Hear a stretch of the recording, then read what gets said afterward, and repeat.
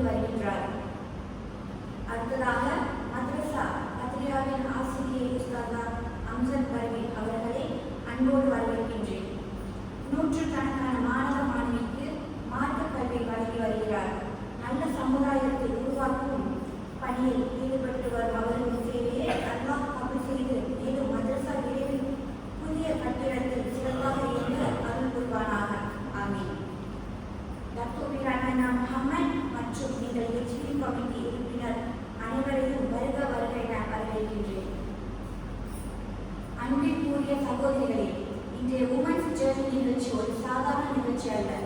ஒவ்வொரு பெண்ணின் வாழ்க்கை பயணத்திலும் நம்பிக்கை, பொறுமை, இறை நம்பிக்கை மற்றும் தன்னம்பிக்கை எவ்வளவு முக்கியமானவை என்பதை சிந்திக்க வைக்கும் ஒரு அழகிய சந்திப்பாகும். இந்த நிகழ்ச்சியின் மூலம் நாம் அனைவரும் புதிய சிந்தனைகளையும் நல்ல அறிவுரைகளையும் வாழ்க்கைக்கு தேவையான பயனுள்ள அனுபவங்களையும் பெற்று செல்வோமாக. அல்லாஹ்விடம் பிரார்த்தித்து உங்களிடம் விடைபெறுகிறேன். அஸ்ஸலாமு அலைக்கும். Terima kasih Puan Tazmin. Hadirin dan hadirat sekalian yang dihormati, kini tiba acara yang dinantikan iaitu ucapan perasmian majlis. Sehubungan dengan itu, majlis dengan ini tafsir dan hormat yang menjemput yang berbahagia Datuk Irana selaku penasihat HBN untuk menyampaikan ucapan beliau serta merasmikan majlis hari ini.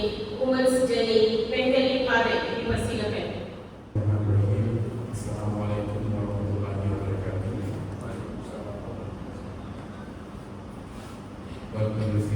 Acara majlis, terima kasih. Tidirnya speech itu சொன்னாங்க. ஒரு ஷார்ட்டா 2 minutes speech நான் பேசுறேன். இன்னும் எல்லாம் அவ்வளோ program பண்ணியிருக்கீங்க. உங்களுக்காக first of all, என்ன சொல்றேன்னா இந்த விமென்ஸ் ஜர்னிங்கிறது இது ஒரு பெரிய விஷயம். இது எடுத்து நடக்கிறதுனால நமக்கு இந்த ப்ரோக்ராம் நம்ம எல்லாரும் சப்போர்ட் பண்ணி நம்ம எல்லாருக்கும் சொல்லணும். ஏன்னா அடிப்படை ஒரு குடும்பத்துக்கு பார்த்தீங்கன்னா அந்த பெண்கள் எல்லாம் அடிப்படை குடும்பத்துக்கு இன்னைக்கு என்ன நல்ல கட்டுறது இருந்தாலும் அது விமன் தான் எடுத்து நடக்கிறாங்க. ரசூல்லா காலத்திலே நீங்கள் பார்த்தீங்கன்னா அன்னைக்கு கத்திஜா இருந்ததுனால அவங்க வாழ்க்கை ஒரு இன்னைக்கு நம்ம அந்த வரலாறு பார்க்கணும். அவங்களே அவ்வளோ எஃபெக்ட் கொடுத்துருக்காங்க நம்ம ரசூல்லா காலத்தில். அதே மாதிரி எல்லா ஜெனரேஷனும் பார்க்கறது அந்த தாயை தான் பார்க்குறாங்க. சரி, அந்த தாயை தான் அந்த பிள்ளைக்கு அக்கீதா சொல்லிக் கொடுக்குறாங்க, கல்ச்சரை சொல்லிக் கொடுக்குறாங்க. ஆனால் for many times people take advantage or people take for granted the women's position in our life. அது நம்ம எடுத்து சொல்லி அவங்களோட ஹக் எப்படின்னா இருக்கு, அவங்களுக்கு எவ்வளோ இம்பார்ட்டன்ஸ் இருக்குன்னு நம்ம எடுத்து போய் சொல்லணும். நம்மளுக்கு எல்லாருக்கும் அது ஒரு அவேர்னஸ் நம்ம எடுத்து கொடுக்கணும். நம்ம ஸ்பீக்கர் ஆன்லைனில் நிறையா நான் கேட்டிருக்கேன். அவங்க அவங்க டிக்டாக்லேயும் ஆன்லைன்லேயும் இந்த ஹாக்கை பற்றி நிறையா சொல்லியிருக்காங்க. ஸோ இன்ஷால்லா எல்லாருக்கும் நீங்கள் நல்ல கிடைக்கும். And I wish all the best. Thank you so much.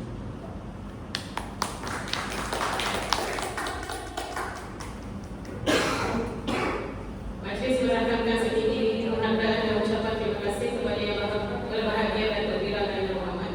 Dengan ini menjemput Tuan Presiden Pangkalik untuk memberikan cenderung hati kepada Tuan Datuk Sri Irana Muhammad.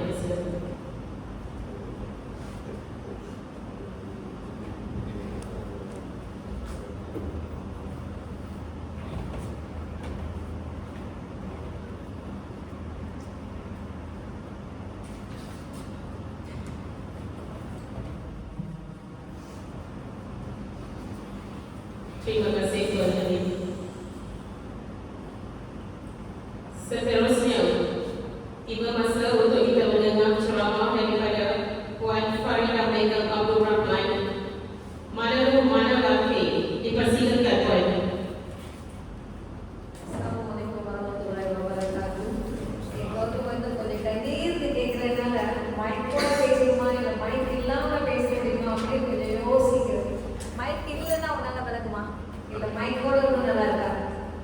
மைக்கோட பேசணும். ஓ சரி ரெக்கார்ட் பண்ணுறதுனால நான் கலந்துக்கிட்டேன். நான் உரை கொடுக்க போகிற முதல் வேடிக்கை இருந்தாலும் நீங்கள் வந்தவங்க எல்லாருக்குமே கண்டிப்பாக நன்றியை நான் தெரிவிச்சுக்கணும். அதே நேரத்தில் இது எங்கேயோட முதல் அம்மாவுக்கு சமம் பண்ணுற முதல் நிகழ்ச்சி அப்படின்னு வரும்போது அவங்க கேட்டோன்னே நான் சரி அப்படின்னு சொல்லி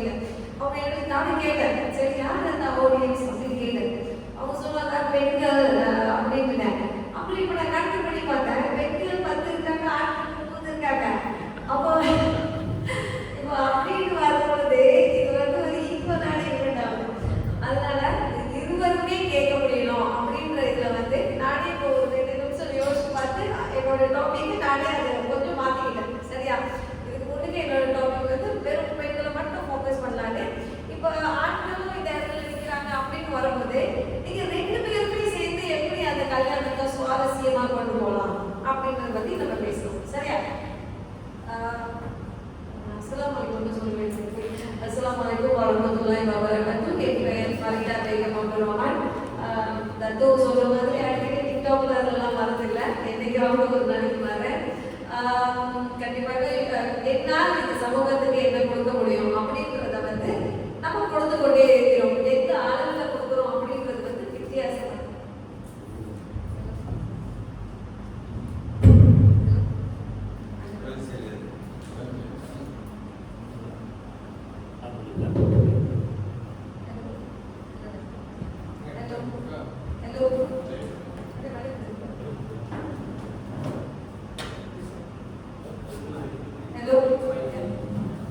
நம்மள எவ்வளவு பேருக்கு ஏன்டா கல்யாணம் பண்ணோம் அப்படின்றது இருக்கு. நம்ம வெளியில சொல்ல மாட்டோம், ஆனா மனுஷனுக்கு யோசிச்சிருக்கோம் எதுக்கு நம்ம கல்யாணம் பண்ணோம், இந்த கல்யாணத்தை வேற பண்ணி தலைவலியா இருக்கு அப்படின்னு நம்ம யோசிப்போம். அதே நேரத்துல திருப்பி யோசிப்போம். பாரதியார் ஒரு பாட்டுல வரும்போது நல்லதொரு வீடை செய்தே அதை நடக்கிட உறுதியை தேடுவேன் அப்படின்ட்டு வர மாதிரி கல்யாணத்தை பண்ணி கொடுத்துட்டாங்க. அந்த கல்யாணத்தை எப்படி நவத்த போறோம், இந்த கல்யாணத்தை நவத்துற பாதையில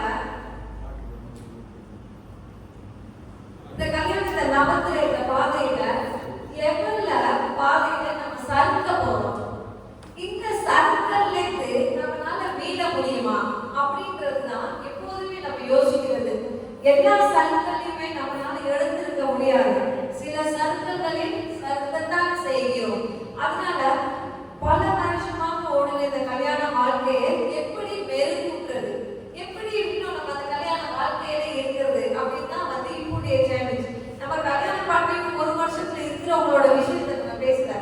இந்த கல்யாணம் பண்ணி 10 வருஷம் இருக்கிறவங்க, 20 வருஷம் இருக்கிறவங்க, 30 வருஷம் இருக்கிறவங்க, 40, 50 வருடங்கள் இருக்கிறவங்க ஏன் அந்த கல்யாணம் போக போக நமக்கு ஒரு துவர்ப்பான ஒரு விதை கொடுக்குது. ஏன் அந்த கல்யாணத்துக்கு நமக்கு ஒரு கசப்பா இருக்கு, எந்த கல்யாணம் பண்ணோம் அப்படின்ற மனப்பான்மை எதுக்கு வருது? அப்ப இத எப்படி நம்ம ஓவர்டேக் பண்ணுவோம்? எல்லாருக்குமே நம்ம நிறைய பேருக்கு என்ன யோசிப்போம்னா, இது மறக்கவும் மறைக்கவும் முடியாது. நம்ம இன்னொருத்தவங்களை பார்க்கும்போது நம்ம என்ன யோசிப்போம், ஆஹா அவனுக்கு பாரு எவ்வளவு நல்ல மனைவி அமைந்திருக்கான், ஆஹா அவனை பாரு அவனுக்கு பாரு எவ்வளவு நல்ல ஹஸ்பண்ட் கிடைச்சிருக்காரு, என்ன கேட்டாலுமே முடியும்னு சொல்றாரு அப்படின்னு. ஆனா நம்ம மறந்தது வீட்டுக்கு வீடு வாசப்படிதான். எல்லாருமே ஒரு பிரச்சனையில பின்னி பின்னெடுத்து தான் இருக்கிறோம். இந்த பிரச்சனையை எப்படி நம்ம கையாள போறோம், இந்த பிரச்சனைகளை தாண்டி எப்படி கல்யாண வாழ்க்கையை சுவாரஸ்யமா கொண்டு போக போறோம் அப்படின்றது. இப்ப யாராவது இங்க இருக்கிற இந்த குட்டி குரூப்ல யாருக்காவது பிரச்சனை இல்லாம இருக்கா? நீங்க அரையில வாய்ப்பு சண்டை போடாம இருப்பீங்களா? இந்த வார்த்தையோட சண்டை ஃபைட் பண்ணாம இருப்பீங்களா? பண்ணிருக்கோம், எல்லாருமே அதை பண்ணிருக்கோம். கல்யாண வாழ்க்கைன்றது இந்த வாழ்க்கையை நம்ம எப்படி சமாளிக்க போறோம் அப்படின்றதுதான். இதை நம்ம சமாளிச்சோம்னா ஜாபாவா. ஆனா இது சமாளிக்கிற அளவுக்கு நம்ம எப்படி நம்மள ரெடி பண்ணிக்க போறோம், நம்ம வந்து தயாரா இருக்கோம் இந்த கல்யாண வாழ்க்கையை நம்ம சமாளிக்கிறதுக்கு அப்படின்னு. நம்ம முந்தி ஊர்ல 13 வயசு 12 வயசுல கல்யாணம் பண்ணவங்களை பத்தி நம்ம பேசல. 13 12 வயசு கல்யாணம் பண்ணவங்களுக்கு ஒரு ஆப்ஷன் இல்லை. என்ன சொல்லியிருப்பாங்க, பிள்ளை பெரிய பிள்ளை ஆயிட்டா உடனே கல்யாணம் பண்ணி கொடுத்துருக்கோம் அப்படின்றது ஊர்ல அதான் பழக்கமாக இருந்தது. இப்போ பிள்ளைங்க கொஞ்சம் படிச்சு வந்தாலும் கல்யாணம் பண்ணி கொடுக்குறோம். ஆனா முந்தி கல்யாணம் பண்ணி வந்த நம்ம எவ்வளவு இன்னல்கள் நீங்க சந்திச்சிருப்பீங்க, அதான் எவ்வளவு வாட்டி வந்து பாட்டு கொடுத்துருக்கோம். இது ஏன்னா வேற எங்கேயும் படிச்சுக்க மாட்டீங்க. எல்லாரும் என்ன யோசிச்சிருப்பீங்க, நம்ம கணவர் சொல்றதுதான் சரி அப்படின்னு நம்ம யோசிச்சிருப்போம். அதுலயே இன்னும் நிறைய பேர் வந்து மனத அளவுல உடல் அளவுல இமோஷனல் அளவுல துன்பத்தை பட்டுதான் இருந்திருப்போம். ஆனா நம்ம அமைதியா இருந்திருப்போம். அதனாலதான் முந்தி வந்து நம்ம வந்து திருமணங்கள்ல வந்து பிரிவை வந்து கேள்விப்பட்டு கொஞ்சம் குறவு. நம்ம இப்போ மாதிரி முந்தி இருந்திருக்காது. இப்போ வந்து நீங்க சைக்கிள் போனாங்க, இங்க டிவோர்ஸ் வைக்கிறாங்க, அவங்க டைவர்ஸ் கொடுக்குறாங்க, அந்த கதை தான் பேசுறாங்க. கோடி கோடியா கல்யாணம் பண்றோம். அப்புறம் கொஞ்சம் சைக்கிள் கொஞ்சம் 2 மாசம் 3 மாசம் போகும்போது சொல்றாங்க நம்மகிட்டே வந்து அவங்க வந்து இப்போ டிவோர்ஸ்க்கு அப்ளை பண்ணிட்டு இருக்காங்கன்னு. அப்ப முந்தி உள்ளவங்க கடைபிடித்த எதை நம்ம கடைபிடிக்காமல் விட்டு விட்டோம், அதுதான் நம்ம கடைபிடிக்கணும்.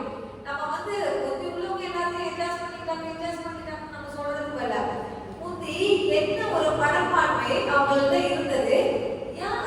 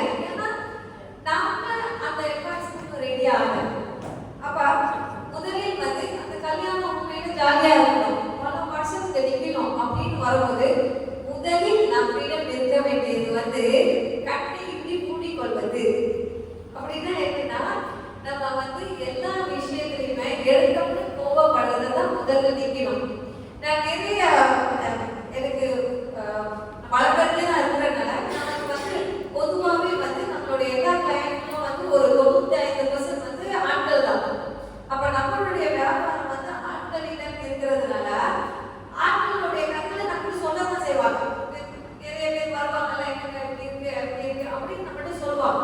அதுல ரொம்ப ரொம்ப நிறைய பேர் சொன்னது இவங்க அவங்க நம்ம சொல்லல. என்ன நம்ம சொல்றாங்கன்னா வந்து நம்மிடம் குறைந்த ஒன்று வந்து நம்ம அதை அப்ரிஷியேட் பண்ணவே மாட்டோங்க. நம்ம என்ன யோசிக்கிறோம், அவர் முடிஞ்ச அளவுக்கு ஒரு எக்ஸாம்பிளுக்கு சொல்றேன், அவர் முடிஞ்ச அளவுக்கு ஒரு 3 காப்பு வாங்கி கொடுத்துருக்காரு. ஆனா நம்ம என்ன சொல்றோம், அந்த வீட்டுக்காரன் 12 காப்பு வாங்கி கொடுத்துடலாம். அதே நீ அவனால 12 வாங்கி கொடுக்கும் போது ஒன்னால ஒரு 10 வாங்கி கொடுக்க முடியாதான்னு கேட்கிறோம். அப்ப நம்மளே இதுல புரிஞ்சது என்ன, நம்ம வந்து அந்த சுகர் பண்றத மறந்துட்டோம். இதுதான் நம்மளோட கீழே உள்ளவனை பார்க்காம எப்போதுமே வாடகை பார்க்க ஆரம்பிச்சிருக்கோம். இதுதான் கல்யாண வாழ்க்கையில என்னைக்குமே சரிதான் தப்பா அப்படின்றது எதுவுமே இல்லை. நம்ம எதையுமே வந்து சரின்னு சொல்றது இல்லை, எதையும் தப்புன்னு நம்ம சொல்றது இல்லை. இதுதான் கல்யாண வாழ்க்கை. கல்யாண வாழ்க்கையில எல்லாத்துக்குமே நானா சரின்னு சொல்லணுமா, நம்ம சொல்ற மாதிரி சரியா கொண்டாடி தான் ஏறுவோம். இப்ப 2 பேருமே நம்ம 2 பேருமே வித்தியாசமானவர்கள். ஆண்களும் பெண்களுமே பொதுவாகவே வித்தியாசமானவர்கள். நம்ம ஒரு பிரச்சனையை நம்ம வந்து பெண்கள் வந்து எப்படி அந்த பிரச்சனையை பார்ப்போம்னா, ஓ இதனாலதான் நடந்திருக்கும், இதனாலதான் நடந்திருக்கு. ஆனா ஆண்கள் வந்து பொதுவாகவே வந்து வெளியில வேலை செஞ்சுட்டு வரவங்க வெளியே நிறைய பிரச்சனைகளோட வருவாங்க. அந்த பிரச்சனைகளை யாரிடம் சொல்லணும் அப்படின்ற பயம் அவங்களுக்கு இருக்கும். அதே நேரத்துல வியாபாரத்துல இல்ல ஏதாவது தொழில ஏதாவது கொஞ்சம் தள்ளிப்பட்டிருக்கலாம். அது உங்களிடம் பெண்களிடம் சொல்லும் பொழுது அவங்களுக்கு கொஞ்சம் தயக்கம் இருக்கும். என்ன யோசிப்பாங்க, ஐயோ இப்ப நம்ம சொன்னாலும் தப்பாவும் சொல்லலன்னாலும் தப்பாவும். இப்ப சொன்னோம்னா பெண்கள் எப்படி அதை தூங்காம யோசிப்பாங்க. 3 நாள் 4 நாள் தூங்க மாட்டாங்க. தூங்காம இப்படியே இருக்கும் இப்படி ஆயிடுச்சுன்னா நம்மளால நிலவே என்ன ஆகும் அப்படின்னு யோசிக்க ஆரம்பிப்பாங்க. ஆண்கள் அதையே என்ன சொல்லுவாங்கன்னா வந்து நம்ம அதை நமக்குள்ளே வச்சுப்போம் அப்படின்றதுதான். இது 2லயுமே தப்பு இல்லை. அவங்க எதனால அவங்க சொல்லியிருக்க மாட்டாங்கன்னா உங்களுடைய நலனுக்காக சொல்லியிருக்க மாட்டாங்க. அதே நேரத்துல பெண்களும் வந்து நமக்கு தெரிந்து கொள்ள வேண்டிய உரிமை இருக்கு அப்படின்னு யோசிக்கிறதே தப்பு இல்லை. ஆனா திருமணம்ன்றது நம்ம ஆரம்பத்திலேயே சொன்ன மாதிரி எப்படி நம்ம அதை எக்ஸாஸ்ட் பண்ணிக்க போறோம். திருமணத்துல எதுவுமே சரியில்லை, எதுவுமே தப்பு அப்படின்னு சொல்றது இல்லை. 100% எதுவுமே not everything is wrong, not everything is right. அதான் கல்யாணம். இந்த கல்யாணத்துல நடந்த வயது ஏற ஏற ஏற நம்மிடம் ஒன்று குறைந்து விட்டது. முதல்ல நான் சொன்ன மாதிரி அப்ரிசியேஷன் நம்ம கிட்ட இல்லை.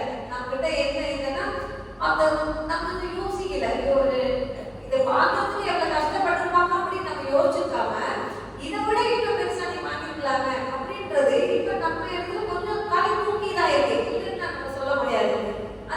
அந்த குணத்தை வந்து தப்புன்னு சொல்றது இல்லை. அந்த குணம் நம்ம யார் உள்ள நம்ம சரௌண்டிங்ல இருக்கோம் அப்படின்றதுங்களை வச்சுதான் அந்த குணம் நமக்கு வந்திருக்கோம். நம்ம வந்து சுக்குர் சில நேரத்தில் நம்ம மனசுல யோசிச்சுதான் செய்வோம். இப்ப நம்ம சுக்குர் பண்ணலையே அப்படின்னு கண்டிப்பா உஸ்தாதா அதை பத்தி அடுத்து கண்டிப்பா டச் பண்ணுவாங்க அப்படின்னு நான் யோசிக்கிறேன். சோ அடுத்த இது நம்மள்கிட்ட இருந்தது இது என்னன்னா, காலங்கள் ஆக ஆக நம்முடைய அன்பு குறைந்து குறைந்து போகுது. நான் குறைவது தப்புன்னு சொல்லல. நான் சொல்ற மாதிரி பிள்ளை பிறக்கும் வரை கடவுளிடம் நமக்கு இருந்த காதல் வந்து பிள்ளைகள் பிறந்தவுடன் பிள்ளையின் மேல் போயிடுது. அப்ப அவங்க ஹஸ்பண்டுக்கு இருக்கிறது -1 லெவல் தான். இந்த லெவலா அப்படின்னா அது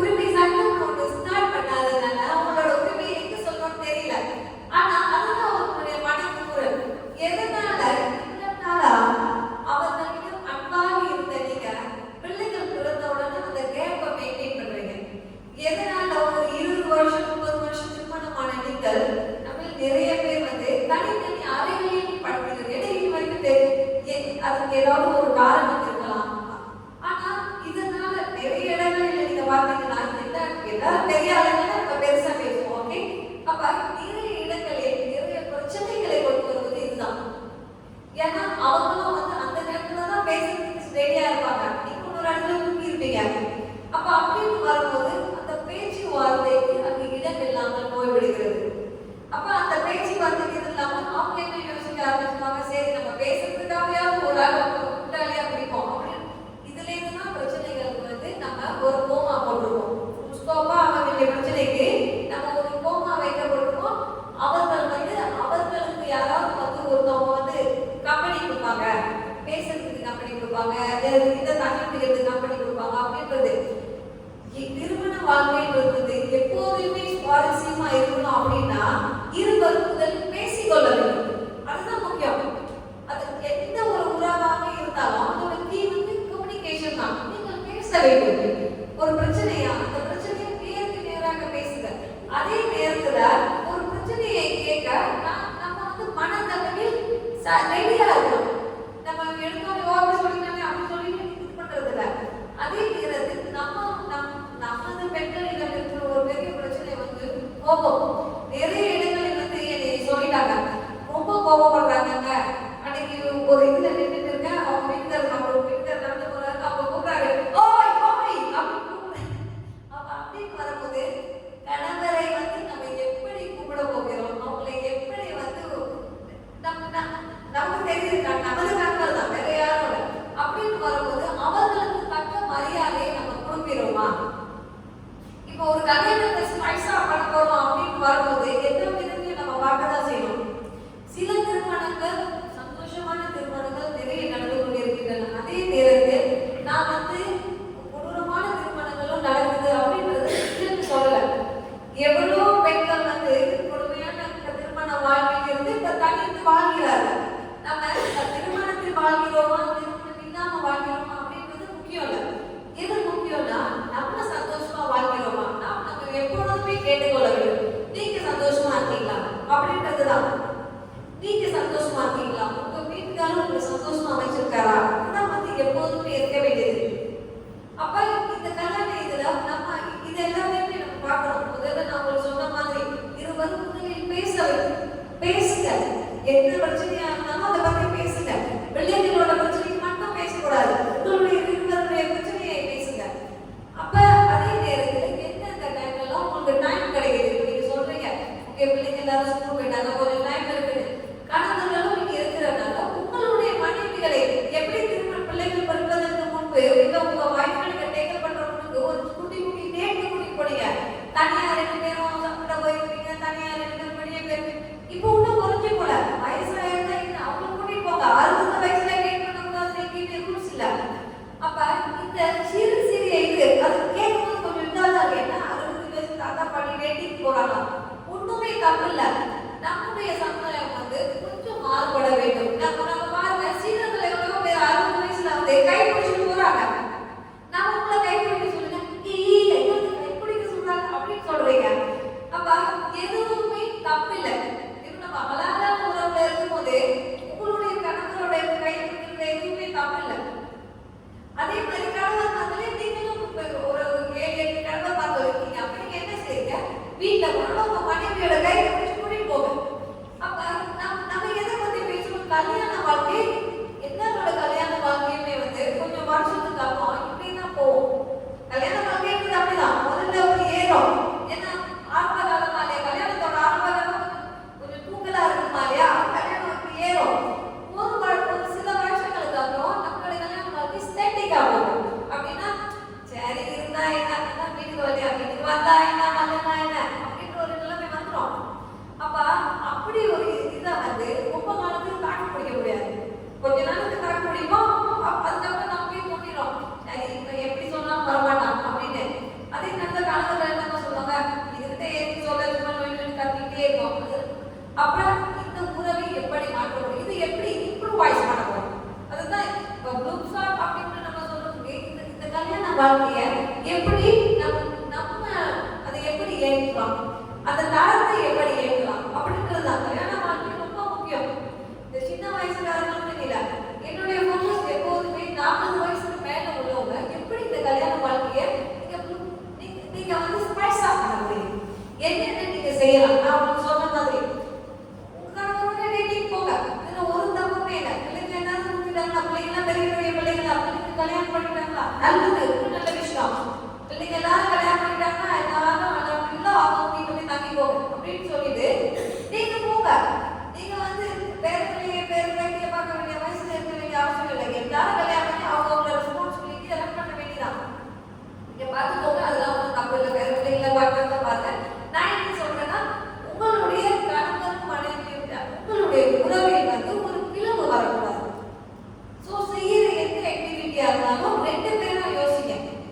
வயது காதலுக்கு வயது எதுவுமே வந்து ஒரு காதலுக்கும் வயதுக்கும் சம்மந்தமே இல்லை. எந்த வயதிலும் காதல் வரலாம். அதே நேரத்தில் உங்கள் மனைவி மேல் காதல் பண்ணுவது வந்து எப்போதுமே நல்ல விஷயம். அதனால 60 வயசு ஆயிடுச்சு இன்னும் என்னத்துக்கு கை பிடிச்சிருக்கோம் அப்படின்னு யோசிக்க வேண்டாம். நாங்கதான் எப்போதுமே நம்ம எல்லாரையும் சொல்லுவோம், நம்ம வந்து இந்த கல்யாணம் வயதுக்கு வரும்போது நம்ம சீதனத்துல தான் கொஞ்சம் திருப்பி பார்க்கணும். அவங்க எப்படி வந்து வயதான காலத்திலும் 2 பேரும் சேர்ந்து தான் போய் பிரேக்ஃபாஸ்ட் சாப்பிடுறாங்க, 2 பேரும் சேர்ந்து போய் ஜாகிங் போடுறாங்க. அப்ப அதெல்லாம் நம்மளால செய்ய முடியுது. நம்மளுடைய சொசைட்டி வந்து எதுலையோ கல்யாணத்துல டான்ஸ் ஆடுறது இதெல்லாம் செய்ய ஆரம்பிச்சவங்க ஏன் நம்ம சொந்த மனைவியை வந்து எப்படி நம்ம டேக்கல் பண்ணலாம் அப்படின்றத நம்ம ஒன்றும் படிக்கல. அதே நேரத்துல வந்து இந்த கல்யாணங்கள்ல எல்லா திருமணங்கள்லயே ஒன்னே ஒண்ணு வந்து இது பண்ணுவோம். நிறைய பெண்கள் வந்து மனத அளவிலும் உடல் அளவிலும் வந்து இந்த திருமணத்தால வந்து பாதிப்படைஞ்சிருக்காங்க. எவ்வளவு கணவன்மார்கள் வந்து மனைவிகளை வந்து போட்டு அடிக்க செய்யறாங்க. நம்ம ரொம்ப பல காலமா நம்ம காலத்துல கடந்து வந்தோம். நம்மளுடைய ஏன் இது மாறல? நம்ம ஏன் இன்னும் வந்து நமது மனைவியை வந்து நமது பார்ட் ஆஃப் கோர்ஸா பார்க்கல, நம்மில் பாதியா நம்ம நிறைய பேர் பார்க்கல. அப்படின்னு பார்க்காத போது நம்மளுடைய வார்த்தைகள் வந்து ரொம்ப ரொம்ப இதான வார்த்தைகளை, நம்ம தகாத வார்த்தைகளை நம்ம வாய்க்க ஆரம்பிச்சோம். முந்திதான் அந்த வார்த்தைகளை பாவிச்சாங்க, மனைவியை வந்து கெட்ட வார்த்தைகளை சொல்லலாம். ஆனா இன்னமும் வந்து மனைவிகளுக்கு வந்து கெட்ட வார்த்தைகளை பேசுறாங்க. அப்ப அந்த மனைவிகளும் எவ்வளவு காலத்துக்கு அதை சமாளிக்க முடியும்? ஒவ்வொரு பிரச்சனைக்கும் வந்து அவங்கள வந்து தகாத வார்த்தைகளை பாய்க்கிறது, இதை வந்து கண்டிப்பாக வந்து எந்த இடத்துல நம்பினாலுமே அதை நான் வந்து சொல்லதான் செய்யும். தகாத வார்த்தைகளை வந்து உங்க மனைவிகளும் பாய்க்கக்கூடாது. நீங்களும் பெண் பிள்ளைகளை வைத்திருக்கீங்க அப்படின்னு வரும்போது உங்களது பிள்ளைகளையும் இன்னொரு இடத்துல கல்யாணம் தான் பண்ணி கொடுக்க போறீங்க. அப்ப உங்கள் பிள்ளைகளை அந்த வார்த்தைகளை சொல்லி ஏசும் பொழுது உங்கள் மனது வந்து சரிபடுமா, சரியாக ஏற்றுக்கொள்ளுமா? ஏற்றுக்கொள்ளாது என்றால் அது உங்கள் மனைவிகளையும் சாரும். உங்க பிள்ளைகளை வந்து ஒருத்தவங்க கெட்ட வார்த்தையில பேசுறதை ஏற்றுக்கொள்ள முடியாத நீங்க உங்கள் மனைவிகளை அப்படி ஏசக்கூடாது. மரியாதை இல்லாம நடந்தது. எப்போதுமே நான் எல்லாருமே சொல்வேன், மனைவின்றவங்க வந்து நம்மில் பாது அப்படின்னு வரும்போது அந்த மரியாதையை கொடுங்க. ஏன் நம்ம வெளியில உள்ளவங்க 10 வாட்டி டெக்னிக்ஸ் சொல்ற நம்ம எத்தனை பேர் மனைவிகள்கிட்ட வந்து ஏதாவது அவங்க செஞ்சதுக்கு ஏதாவது நன்றி சொல்லியிருக்கீங்க? இல்ல அந்த நன்றிக்கு பதிலாக ஏதாவது கொடுத்துருக்கீங்க? இல்ல.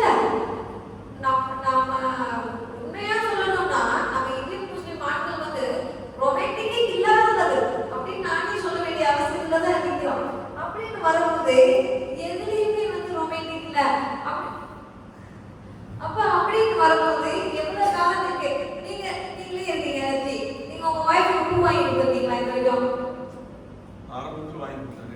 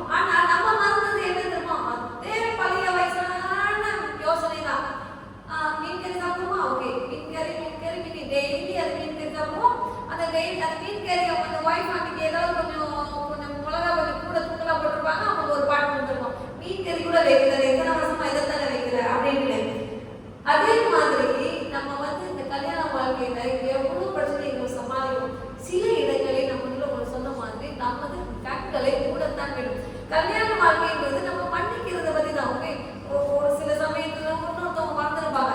ஒரு anniversary date வந்திருக்கும், அதை நீங்க மறந்து போயிருப்பீங்க. ஐயோ நம்ம கல்யாண நாளே நம்ம மறந்து போயிடுவேன்னு. ஆனா அடுத்தவங்க அதை எதிர்பார்த்திருப்பாங்க, சொல்லியிருக்க மாட்டாங்க. நமக்கு ஒரு கல்யாண நாள் வந்த அவரு ஒரு இது கூட இல்லையே பெருசா எதுவுமே பெண்கள் வந்து யூஸ்வலாக எதுவும் பெருசா எதிர்பார்க்க மாட்டாங்க. எதிர்பார்க்கிறவங்க இருக்காங்க, மெஜாரிட்டி எதுவும் பெருசா எதிர்பார்க்க மாட்டாங்க. ஒரு ஒரு ஒரு சின்ன சாப்பாடு நீங்க வாங்கிட்டு வந்து ஹாப்பி பர்த்டே அப்படின்னு நீங்க சொல்லி பார்த்து கண்டிப்பா சந்தோஷப்படுவாங்க. அப்ப நாம தான் வந்து நம்ம வசதியாக இருந்து ஒரு கல்யாண வாழ்க்கையை நகர்த்தணும் அப்படின்னு இல்லை. நம்ம எந்த ஒரு நிலையிலும் அந்த கல்யாணத்தை ஸ்பைஸா பண்ண முடியும் அப்படின்னு நம்ம சொல்றேன். நம்ம கிட்ட என்ன இருக்கோ அந்த ரிசோர்சஸ் வச்சு நம்ம அந்த கல்யாணத்தை செய்ய, நம்ம கல்யாண வாழ்க்கையை நல்லபடியா கொண்டு போகலாம். நான் உடனே வந்து ஓகே இன்னைக்கே போயிட்டு டீன் ஜுவல்லர்ஸ்ல ஒரு 4 காப்பு வாங்கி சொல்லணும் வைஃப் கொடுங்கன்னு சொல்லல. நான் என்ன சொல்றேன்னா, இன்னைக்கே போய் நீங்க ஒரு நாசிகோரை வாங்கிட்டு போய் உங்க வைஃப் கொடுத்தாங்க, அவங்க சந்தோஷம் தான் பட போறாங்க. அப்ப சந்தோஷத்துக்கு வந்து விலை இல்லை. அவங்களோட எப்படி வந்து அவங்களோட ஹார்ட்டை நீங்க திருப்பி எடுக்க போறீங்க, எப்படி அந்த மனதில் அவங்க காயப்பட்ட அந்த மனதில் எப்படி திருப்பி இடம் பிடிக்க போகிறோம் அப்படின்றத நாம தான் சிந்திக்கணும். தினமும் போது ஒருத்தவங்களை ஏசிட்டே இருக்கிறதுல எந்த கல்யாண வாழ்க்கையும் சந்தோஷமாக இருக்காது. கல்யாண வாழ்க்கைன்றது வந்து நம்ம எல்லாரும் சந்தோஷப்படணும். ஆரம்பத்தில் சொல்ற வரைக்கும் கல்யாண வாழ்க்கைன்றது சந்தோஷப்படலாம். இப்போ ஒரு கல்யாண வாழ்க்கை அடி கொட்டிடுவோம் இல்லை இருக்கு, போட்டு அடிக்கிறது மாதிரி கெட்ட வார்த்தை பேசுறாங்க அப்படின்ற கல்யாண வாழ்க்கை அது கல்யாண வாழ்க்கை அப்படின்னு ஒரு நிலைமை இருக்கு. அப்படின்னு வரும்போது கல்யாணத்தை விட்டு விலகுவதே சிறந்த நிலை. நான் வந்து எப்போதுமே வந்து எல்லாருமே வந்து அந்த இது சொல்ல மாட்டேன், கல்யாணத்தை வச்சு விலகுங்க அப்படின்னு சொல்றது. ஆனா நம்ம என்ன சொன்னோம், அந்த கல்யாணம் வந்து ஒரு சுகாதாரம் அல்ல, ஒரு ஹெல்தி மேரேஜா இல்லை, ஒரு சுகாதாரம் இல்லாத ஒரு கல்யாணம் அப்படின்ற போது அந்த கல்யாண வாழ்க்கையில நீங்க இருக்கிறத விட தனியே நின்று நிற்பது வந்து எவ்வளவு நல்லது. ஏன்னா எப்போதுமே நம்ம கொஞ்சம் யோசிக்கணும், எல்லாமே வந்து நம்ம செய்யறது நமக்கு மன நிம்மதிக்காக தான். நம்மளால அந்த கல்யாணத்தை ஏற்றுக்க முடியுமா? டெய்லி வந்து உங்களுக்கு அந்த மாதிரி மென்டல் கோச்சர் உங்களால எதிர்பார்க்க முடியுமா? டெய்லி வந்து அது ஒரு சில பேர் வந்து சிகரெட்லாம் பவுச்சுலாம் குத்துறாங்க. நம்ம அதெல்லாம் யோசிக்கும் போது புத்திகளும் அதை செஞ்சீங்க, இன்னும் அதை செய்ய நம்ம இன்னுமா எண்ணங்கள்ல இருக்கிறோம். அப்ப காலங்கள் மாறிடுச்சு, நம்ம நிறைய ஆட்களின் எண்ணங்கள் மாறவில்லை. பெண்கள் வந்து நிறைய பேர் கொடுமையை செய்யறாங்க, நான் இல்லைன்னு சொல்ல மாட்டேன். ஆனா நம்ம பெர்சன்டேஜ் பண்ணி பார்க்கும்போது வந்து ஆண்கள் வந்து செய்யறது இன்னும் கூட இருக்கு. அவர்கள் பலமானவர்கள் அவங்க வந்து காசு வச்சிருக்காங்க, அவங்க வேலைக்கு போறாங்க. நம்ம உள்ள நிறைய பேர் வந்து வீட்டுல வந்து ஹவுஸ் ஒய்ஃப் ஆயிருக்கும். அப்படின்னு வரும்போது அவங்க வந்து நம்மளை வந்து பாதிப்பது வந்து இன்னும் கூட. ஏன்னா அவங்க வந்து எல்லா ரிசோர்ஸஸும் இருக்கு, அவங்க வேலை செய்யறாங்க, பலமா இருக்காங்க.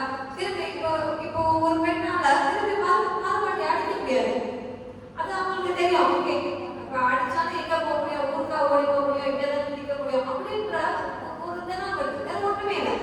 ஆனா இதை எவ்வளவு காலத்துக்கு நம்மளால சமாளிக்க முடியும்? கல்யாணம்ன்றது வந்து இருவரும் சேர்ந்து இருக்க வேண்டியது, இருவருமே இதற்கு வந்து கை தட்ட வேண்டும். இந்த திருமண வாழ்க்கை வந்து ஒரு வெற்றியை அடைய வேண்டும். கடைசி வரைக்கும் நம்ம இருக்க போறோம், ஜன்னா வரைக்கும் இருக்க போறோம் அப்படின்ற ஒரு நிலையில நாம இருவருமே வந்து அந்த கல்யாணத்தில் நடக்கிற சர்ச்சைகளை சமாளிக்க வேண்டும். எப்போதுமே இப்ப இன்னும் ஒரு 70-80 வயசுல உள்ளவங்க இன்னும் கல்யாண வாழ்க்கையில இருந்தீங்கன்னா அவங்ககிட்ட போய் கேட்கல, நீங்க இது வரைக்கும் சண்டை போடாம இருக்கீங்க. எல்லாரும் சண்டை போடுவோம், எல்லாரும் என்ன செஞ்சிருப்பாங்க, சமாளிச்சிருப்பாங்க. நம்ம எப்போதுமே அதை தான் சொல்றோம், கல்யாணத்தை சமாளிக்கப்பா அப்படிதான் சொல்றோம். சில பேர் வந்து 1 மாசம் திருமணம் பண்ணி எங்க கிட்ட வராங்க, டைம் சொல்லி கொடுங்க, ஏங்க மோமம் போட தெரியல, இப்படி செய்ய தெரியல, அது சுத்தம் பண்ண தெரியல, எல்லாமே வந்து அவங்களுக்கு மோமம் போட தெரியல, நீங்க மோமம் போடுங்க. கல்யாண வாழ்க்கையில இந்த வேலை நீ செய்ய, அந்த வேலை நான் செய்யல, செய்ய தெரியாதவங்களுக்கு சொல்லி கொடுங்க. சொல்லி கொடுக்கறதுனால ஒண்ணுமே தப்பு இல்லை. உங்களுக்கு சமைக்க தெரியல, அதெல்லாம் சமைக்க தெரியல தெரிஞ்சு நம்ம விவாகரத்தை சொல்றாங்க. யூடியூப் பொறுத்தவரைக்க சமைக்க பழகுங்க, இதுதான் நம்ம சொல்றோம். யூடியூப் இப்ப எவ்வளவு நிறைய போடுறாங்க, எப்படி சமைக்கிறது, என்னென்ன சமைக்க தெரியாது, சின்ன பிள்ளைங்க கூட சமைக்குது. அப்ப அப்படின்னு வரும்போது இதுல காரணங்கள் இருக்கு. நம்மளால எதை வந்து நம்மளால படிக்க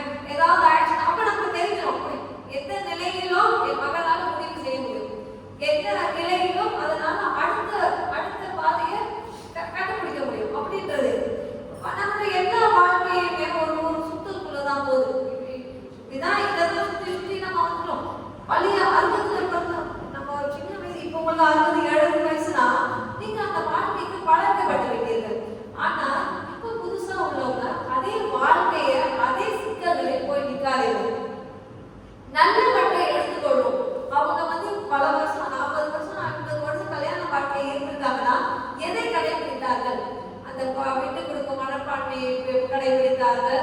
அதை எல்லா இதுலையுமே சந்தேகத்தை படக்கூடாது அப்படின்றத கடைபிடித்தார்கள். சில இடங்களில் கண்களை மூடவும் கடைபிடித்தார்கள். அப்படின்றத எதெல்லாம் அவர்கள் கடைபிடித்தார்களோ நல்லவற்றை நாம இப்போ உள்ள லைஃப்ல எதை நம்ம பிராக்டிஸ் பண்ணலாம் அப்படின்றத நீங்க தான் பண்ணணும். அதே நேரத்துல அவங்களும் கண்டிப்பா அவங்களோட லைஃப்ல அந்த ஃபெயிலியரை கண்டுபிடிச்சிருப்பாங்க. அதை திரும்பி நாம செய்யக்கூடாது அப்படின்றதுல நம்ம கண்டிப்பாக இருக்க வேண்டும்.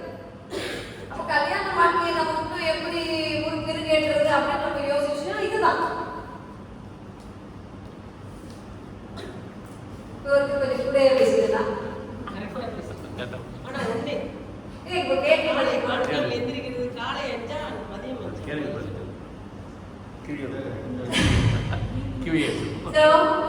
அதே மாதிரி தான் நம்ம ஒரு நல்ல கல்யாண வாழ்க்கையை கொண்டு போறதுக்கு இதுதான் பாதை அப்படி இல்லை. ஆனா இந்த எப்படி இந்த கல்யாண வாழ்க்கையை நம்ம மெருகூட்டலாம் அப்படின்றதுதான் நீங்க கண்டுபிடிக்கணும். சின்ன சின்ன இது எப்போதுமே இதானது. உங்க மனைவிகளுக்கு ஐநூறு சொல்றதுல என்ன தப்பாகும்? நீங்க செய்யறீங்க. அப்ப நீங்களும் உங்க கணவருக்கு செய்யும் போது முதல்ல ஒரு மாதிரியா என்னடா இது எங்கேயோ பார்த்து எனக்கு அனுப்பிவிடுது அப்படின்னு யோசிப்பாங்க. ஆனா அதே பழக்கத்தில் போகும் பொழுது அது நமக்கு பழக்கமாகும். எல்லா விஷயமுமே அப்படிதான். ஆரம்பம்னா கொஞ்சம் ஒரு மாதிரியா இருக்கும். ஆனா நாளாக அந்த பழக்கத்தை கொண்டு வரும். சரியா? எந்த பிரச்சனையா இருந்தாலும் அதை சமாளிச்சுக்கணும் அப்படின்னு மட்டும் எப்போதும் யோசிக்கணும். எந்த பிரச்சனையா இருந்தாலும் நம்மளால பெண்கள் கண்டிப்பாக எல்லா பிரச்சனையும் சமாளிக்க முடியும். எதை எதுவும் செய்ய நம்ம இதை செய்ய மாட்டோமா? அப்படிதான்.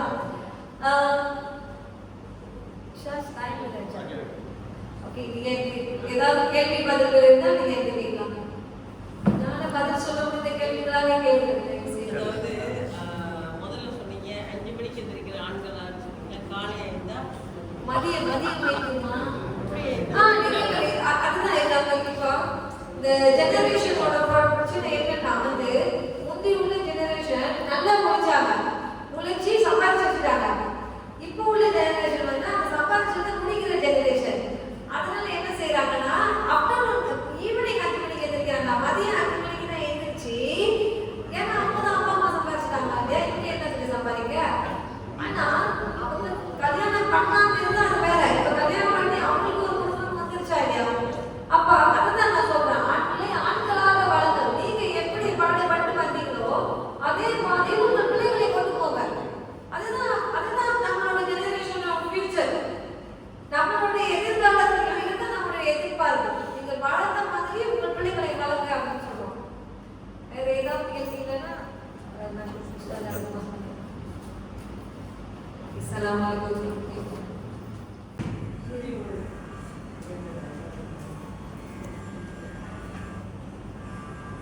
Assalamualaikum warahmatullahi wabarakatuh.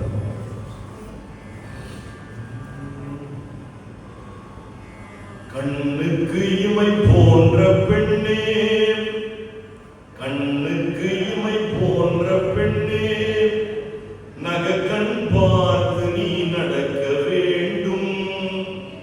மண்ணில் பெண்ணோடு பிறந்தது இந்த நாடம், இதை பேணாத பெண்ணுக்கு ஈனம். கண்ணுக்கு இமை போன்ற பெண்ணே, நகக்கண் பார்த்து நீ நடக்க வேண்டும். மண்ணில் பெண்ணோடு பிறந்தது இந்த நாடும், இதை பேணாத பெண்ணுக்கு ஈனம். கண்ணுக்கு இமை போன்ற பெண்ணே, விண் கொண்ட நிலவான முகத்தில் சில விழியச்சில் வந்து விழக்கூடும். பொன் போன்ற உன்னழகு தோற்றம் பிறர் கண்ணுக்கு விருந்தாக நேரும். பெண்ணுக்கு இதுதானே கேடு, பெண்ணுக்கு இதுதானே கேடு. நல்ல பெருமை தருமே முக்காடு. பெண்ணுக்கு இதுதானே கேடு, நல்ல பெருமை தருமே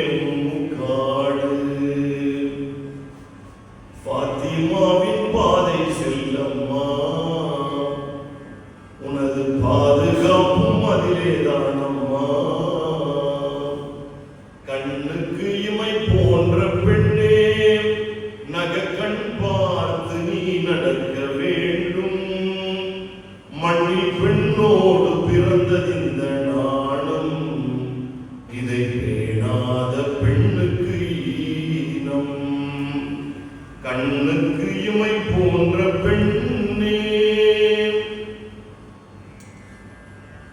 இறைவேதம் அறைவேதம் எல்லாம் உன் இதயத்தில் பதிந்தாக வேண்டும். இறைவேதம் அறைவேதம் எல்லாம் உன் இதயத்தில் பதிந்தாக வேண்டும். பெரியோர்கள் நல்லாசி ஏற்று உன் பெயருக்கு புகழ் தேட வேண்டும். பெரியோர்கள் நல்லாசி ஏற்று உன் பெயருக்கு புகழ் தேட வேண்டும். குறைவில்லா ஐவேளை வணக்கம், குறைவில்லா ஐவேளை வணக்கம், அருள்கொடையாக சொர்க்கத்தை கொடுக்கும். குறைவில்லா ஐவேளை வணக்கம், அருள்கொடையாக சொர்க்கத்தை கொடுக்கும். கதீஜாவின் பாதை செல்லம்மா, உன் கல்புக்கு அது பாதுகாப்பம்மா. அன்னை ஆயிஷாவின் பாதை செல்லம்மா, உன் அழகுக்கு அது பாதுகாப்பம்மா. கண்ணுக்கு இமை போன்ற பெண்ணே நகக்கண் பார்த்து நீ நடக்க வேண்டும். மண்ணில் பெண்ணோடு பிறந்தது இந்த நாணம், இதை பேணாத பெண்ணுக்கு ஈனம். கண்ணுக்கு இமை போன்ற பெண்ணே மணவாளன் உள்ளத்தில் நாளும் நீ மலராய் மனம் கமழ வேண்டும். மணவாளன் உள்ளத்தில் நாளும் நீ மலராகி மனம் கமழ வேண்டும். அனலாக அவன் மாற நேர்ந்தால் அன்பு முகத்தாலே அதை மாற்ற வேண்டும். தினம் உன்னை அவன் காணும் போது, தினம் உன்னை அவன் காணும் போது முல்லை சிரிப்பாலே வரவேற்க வேண்டும். தினம் உன்னை அவன் காணும் போது முல்லை சிரிப்பாலே வரவேற்க வேண்டும். ஃபாத்திமாவின் பாதை செல்லம்மா, உன் பாதுகாப்பும் அதிலே தானம்மா. அன்னை ஃபாத்திமாவின் பாதை செல்லம்மா, உன் பாதுகாப்பும் அதிலே தானம்மா. கண்ணுக்கு இமை போன்ற பெண்ணே நகக்கண் பார்த்து நீ நடக்க வேண்டும். மண்ணில் பெண்ணோடு பிறந்தது இந்த நாணம், இதை பேணாத பெண்ணுக்கு ஈனம். கண்ணுக்கு இமை போன்ற பெண்ணே. அஸ்ஸலாமு அலைக்கும் வரஹ்மத்துல்லாஹி வபரகாத்துஹு. இவங்க கை தட்டுன்னு சொல்லலாம், இவங்க அதுக்குள்ள கை தட்டிட்டாங்க எல்லாரும். என் மியூசிக்கே இல்லாம பாடியிருக்காங்க. நான் பலத்த கை தட்டுவோம், ஒரு கை தட்டி கொடுக்கலாம். அடுத்ததாக உஸ்தாஸ் ஆம்சத் பர்வீன் அவர்கள் வருவாங்க. அவங்களோட டைட்டில் வந்து பெண்களும் ஊடகங்களும். வாங்க உஸ்தாஸ். அஸ்ஸலாமு அலைக்கும் வரஹ்மத்துல்லாஹி வபரகாத்துஹு. அல்ஹம்துலில்லாஹி ரப்பில் ஆலமீன் வஸ்ஸலாத்து வஸ்ஸலாமு அலா சய்யிதினா முஹம்மதின் அஃதலில் அன்பியாஇ வல் முர்ஸலீன் வ அலா ஆலிஹி வஸ்ஹாபிஹி அஜ்மஈன். அம்மா பஅத். அஊது பில்லாஹி மினஷ் ஷைத்தானிர் ரஜீம். பிஸ்மில்லாஹிர் ரஹ்மானிர் ரஹீம். புகழ் அனைத்தும் அல்லாஹ் ஒருவனுக்கே, அவனது அருளும் சாந்தியும் நபி ஸல்லல்லாஹு அலைஹி வஸல்லம் அவர்கள் மீதும் அவர்களின் அடிசுவற்றை பின்பற்றி வாழ்ந்த சத்திய சகாபாக்கள் அவர்களின் குடும்பத்தார்கள் நம் அனைவரின் மீதும் உண்டாகுவதாக. HPM Events பெண்களின் பாதை என்ற நிகழ்ச்சியில் பெண்களும் சமூக ஊடகங்களும் என்ற தலைப்பு எனக்கு கொடுக்கப்பட்டுள்ளது. அல்ஹம்துலில்லாஹ். பெண்களும் சமூக ஊடகங்களும் என்ற இந்த தலைப்பு மிக சிறப்பாகவே உள்ளது. ஏனென்றால் சமூக ஊடகங்கள் என்றாலே பொதுவாக இளம் பெண்கள் என்று மட்டும்தான் குறிப்பிடுவார்கள். இளம் பெண்கள் மட்டும்தான் சமூக ஊடகங்களில் மிகவும் அதிகமாக இருக்கிறார்கள் என்றால் அப்படி அல்லாமல் பெண்களும் என்று பொதுவாக குறிப்பிட்டிருப்பது மிகவும் பொருத்தமானதாகவே நான் உணர்கின்றேன். சமூக ஊடகங்கள் என்று சொல்லும்போது இன்றைக்கு உலக செய்திகளை உடனுக்குடனே நாம் அறிந்து கொள்ள உதவியாக இருப்பது சமூக ஊடகங்கள். குரலற்றவரின் குரலாக ஒலிக்கக்கூடியது சமூக ஊடகங்கள். ஏனென்றால் இன்று எவ்வளவோ இடங்களில் முஸ்லிம் பெண்கள் தாக்கப்பட்டு கொண்டிருக்கின்ற நிலையெல்லாம் இருக்கும்போது நமக்கு இந்த சமூக ஊடகங்களை படம் பிடித்து காட்டுகின்றன. போர் பற்றி, ஈரான் போர் பற்றிய செய்திகள் மற்றும் அழிவுகள் எதுவாக இருந்தாலும் அங்கு என்று எந்த நிகழ்ச்சி எப்பொழுது நடக்கிறதோ அதே நேரமே நமக்கும் தகவல் வந்துவிடுகின்றது.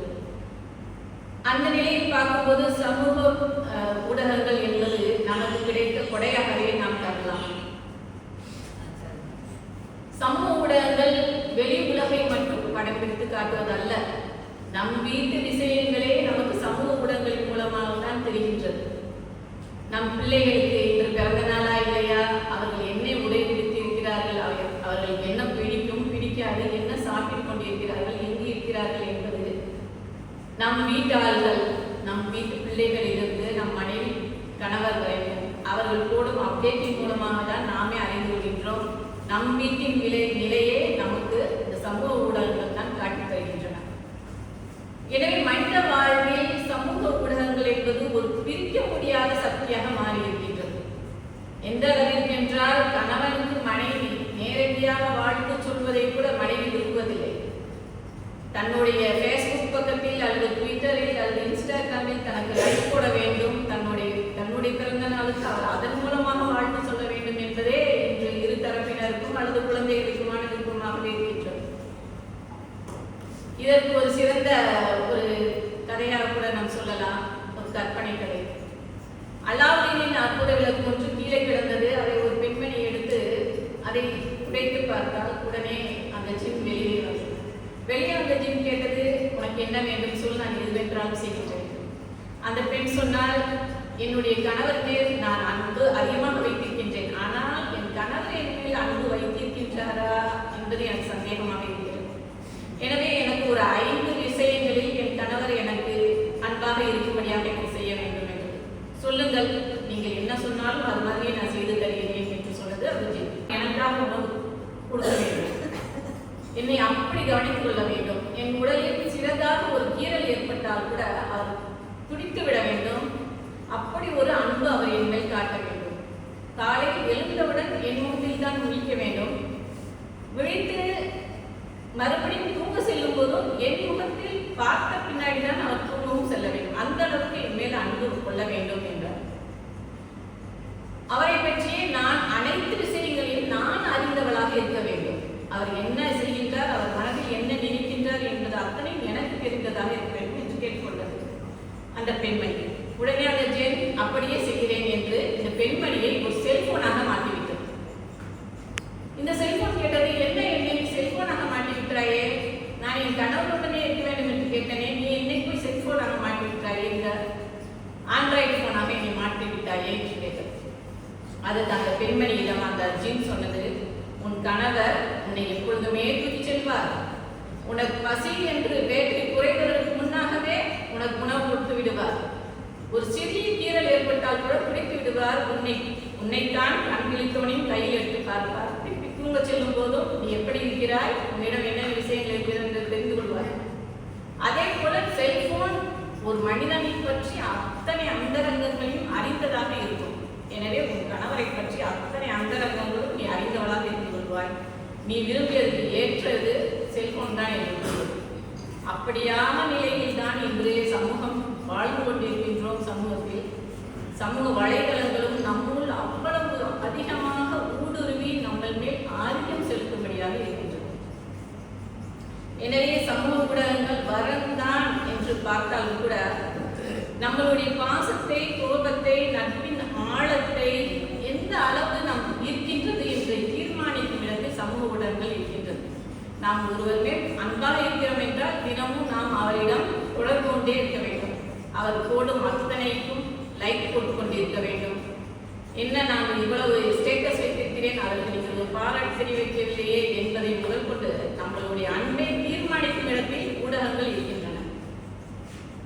அதே நேரத்தில் மனிதனின் கற்பொழுக்கத்தை சிதைக்கின்ற இடத்திலும் இந்த ஊடகங்கள் இன்று ஆக்கிரமித்துக் கொண்டிருக்கின்றன என்பதுதான் நிதர்சனமான உண்மை. முன்பெல்லாம் 35 அல்லது 25 வயது 35 வயது உடைய ஒரு ஆணுக்கு தெரிந்திருக்க அல்லது பெண்ணுக்கு தெரிந்திருக்க வேண்டிய விஷயங்கள் எல்லாம் இந்த 10 வயது பிள்ளைக்கு தெரிந்திருக்கிறது. இது நல்ல விஷயம் தானே என்று நினைக்கலாம். 25 வயது 35 வயது ஆண் தன்னுடைய வயது முதிர்ச்சியில் தான் சிறிது சிறிதாக தெரிந்து கொண்ட விஷயங்கள் இன்றைய சிறு குழந்தைகள் 10 வயது குழந்தையிடம் அப்படியே விழுங்கப்பட்டு கொண்டிருக்கின்றது. அது அந்த குழந்தையால் சிரித்துக் கொள்ளக்கூட முடியாத அளவுக்கு அந்த மனங்கள் அப்படியே நஞ்சுபட்டு போயிருக்கின்றது. ரசாயனம் கலந்த மனங்களாக இன்றைய மனங்கள் ஆகிவிட்டன. எனவே உள்ளம் சிதைவடைந்து அந்த குழந்தைகள், பிஞ்சு குழந்தைகளின் மனதில், ஏனென்றால் அவர்கள் தொட்டவுடனே அத்தனையும் வருகின்றது இன்றைய சமூக ஊடகங்கள். காணக்கூடாத காட்சிகளை எல்லாம் அந்த சின்ன பிஞ்சு வயதிலேயே அவர்கள் கண்டுவிடுகின்றார்கள். அவர்களின் உள்ளம் பழுதடைந்து விடுகின்றது. நாம் சிறுவர்களாக இருந்தபோது மண்ணில் விளையாடுவோம். கை கால்கள் உடைகள் அத்தனையும் அழுப்பு பிடித்து போய் வீட்டுக்கு வருவோம். ஆனால் இன்றைய குழந்தைகள் செல்லில் விளையாடுகின்றன. அந்த செல்லில் விளையாண்டு அந்த செல்போனின் மூலமாக அவர்கள் மனங்களே அழுப்பு படிந்து உள்ளது. நபி முஹம்மது ஸல்லல்லாஹு அலைஹி வஸல்லம் அவர்கள் கூறினார்கள், மக்களே அறிந்து கொள்ளுங்கள், மனிதனின் உடலில் ஒரு பாகம் இருக்கின்றது. அந்த பாகம் பழுதுபட்டு விட்டால் அவன் உடலில் அத்தனை பாகங்களுமே பழுதுபட்டுவிடும். அந்த பாகம் சீராக இருந்தால் அவன் உடலில் அத்தனையும் சீராக இயங்கும் என்றார்கள். அது என்னவென்றால் அதுதான் நம் உள்ளம். இன்றைய காலங்களில் சிறுவர்கள் முதல் பெரியவர்களின் வரை அனைவருடைய உள்ளங்களையும் பழுதடையக்கூடிய செயலில் ஈடுபடுகின்றது இந்த சமூக ஊடகங்கள். மேலும் நபி அவர்கள் கூறினார்கள், இறையச்சம் என்பது இங்கே இருக்கிறது, இங்கே இருக்கிறது என்று தன் இதயத்தை 3 முறை சுட்டிக்காட்டி கூறினார்கள். மனிதனின் பிரதான உறுப்பு அவனின் உள்ளம்தான். அவனின் உள்ளம் சீர்கெட்டு விட்டதென்றால் அழகிய முகமாக இருந்தும் பிரயோஜனம் இல்லை. அவர் எவ்வளவு பெரிய அந்தஸ்து உடையவனாக இருந்தாலும், எவ்வளவு படித்தவனாக இருந்தாலும், எவ்வளவு திறமைசாலியாக இருந்தாலும் அவன் உள்ளம் கெட்டுவிட்டதென்றால் அங்கு அத்தனையும் பாழாகிவிடும். அல்லாஹ் நிச்சயமாக உங்கள் தோற்றங்களையோ உருவங்களையோ பார்ப்பதில்லை. அல்லாஹ் உங்கள் உள்ளங்களையும் அதன் மூலம் நீங்கள் செய்யும் செயல்களையும் தான் பார்க்கின்றான் என்றார்கள் நபி அவர்கள். அவ்வாறு என்றால் உள்ளத்திற்கு என்று ஒரு வரையறை இருக்கும் அல்லவா? உள்ளம் என்றால் என்ன? அதுக்கு என்ன வரையறை இருக்கின்றது என்றால், நாம் எவற்றையெல்லாம் காதால் கேட்கின்றோமோ, எவற்றையெல்லாம் நம் கண்களால் பார்க்கின்றோமோ, எவற்றையெல்லாம் நம் வாயால் பேசுகின்றோமோ அவை அனைத்தும் தான் நம் உள்ளத்தை மாற்றுகின்றது. எவற்றையெல்லாம் தொடர்படியாக நாம் கேட்டுக்கொண்டே இருக்கின்றோம். நல்ல விஷயங்களை கேட்டுக்கொண்டே இருந்தால் நம் உள்ளம் நல்லதாக மாறிவிடும். நாம் கேட்கக்கூடிய அல்லது பார்க்கக்கூடிய அல்லது சிந்திக்கக்கூடிய விஷயங்கள் முதற்கொண்டு அத்தனையும் கசடாகவே இருக்கும் பொழுது நம் உள்ளம் கசடாகவே மாறிவிடுகின்றது. அது உள்ளத்திற்குள் சென்று அத்தனையும் கசடாக்கி விடுகின்றது. மேலே நான் சொன்ன விஷயங்கள் அத்தனையுமே ஆண் பெண் இருவருக்குமே பொதுவானதுதான். என்றாலும் கூட இதில் ஆண்களை விட பெண்கள் தான் அதிகம் பாதிப்புள்ளாகின்றார். ஏனென்றால் அல்லாஹ்வின் தண்டனையில் நாம் கெட்டதுகளை சமூக வலைதளங்கள் மூலமாக பார்ப்பதனால் அல்லது பழக்கம் ஏற்படுவதனால் இருவருக்குமே பொதுவான தண்டனை தான் இருக்கும், ஆணுக்காகட்டும் பெண்ணுக்காகட்டும். ஆனால் இதில் பெண்கள் பாதிக்கப்படும் போது அவர்களின் குடும்பங்கள் சீரழிகின்றன. அவர்களின் தலைமுறையே கேள்விக்குரியதாக ஆகின்றன. முன்பு பெண்கள் என்று சொல்லும் போது ஏதோ கல்லூரிக்கு செல்பவர்கள் அல்லது வீட்டை விட்டு வெளியே வேலைக்காக செல்பவர்கள், இப்படி ஒரு சிலர் தான் இந்த மாதிரி தவறான தொடர்புகள் ஏற்படுத்திக் கொள்வார்கள் என்பதால் நாம் நினைத்துக் கொண்டிருக்கோம். ஆனால் இன்று குடும்பத்து பெண்கள், சிறுமிகள், பள்ளிக்கு செல்லக்கூடிய சிறிய சிறுமிகள் முதல் கொண்டு குழந்தைகளோடு இருக்கக்கூடிய குடும்பத்தில் இருக்கக்கூடிய பெண்கள் கூட தேவையில்லாத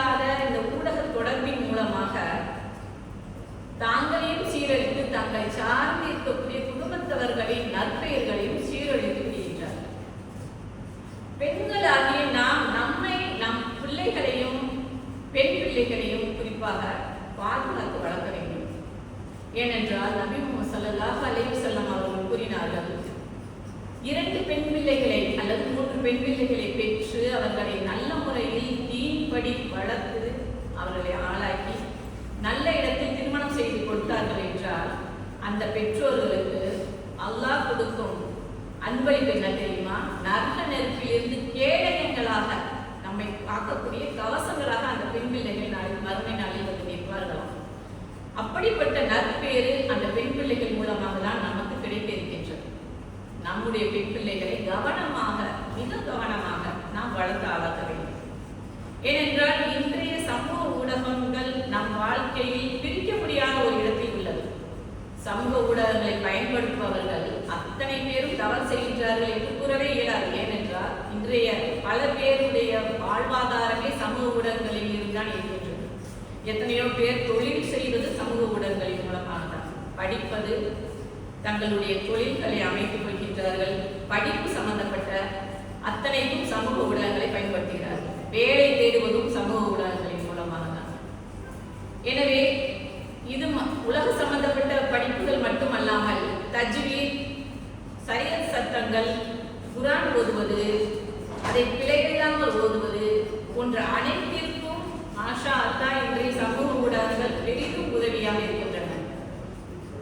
இன்று எத்தனையோ குர்ஆன் மொழிபெயர்ப்புகள், அத்தனை மொழியிலும் கையடக்கத்தில் குர்ஆன் நம் நினைத்த நேரத்தில் நினைத்த இடத்தில் அழகாக ஓதிவிடலாம். பிழை எந்த இடத்தில் இருக்கின்றது என்று அவர்களுக்கு சொல்லித்தரக்கூடிய ஏஐ சிஸ்டம் முதல் கொண்டு அத்தனையும் இலகுவாக இருக்கின்றது நம் மார்க்க கல்வியை கற்பதற்கும். எனவே சமூக ஊடகங்களை பயன்படுத்தும் போது நாம் எவ்வாறு பயன்படுத்த வேண்டும் என்பதாக இமாம்கள் சில வரையறைகளை நமக்கு கூறுகிறார்கள். என்னென்ன வரையறைகள்? அவை நாம் சமூக ஊடகங்களை பயன்படுத்தும் போது அந்நிய ஆண்களை நம் ஊடக தொடர்பில், நம் வலைதள தொடர்பிற்குள் முடிந்த அளவு சேர்க்காமல் பார்த்துக் கொள்ள வேண்டும்.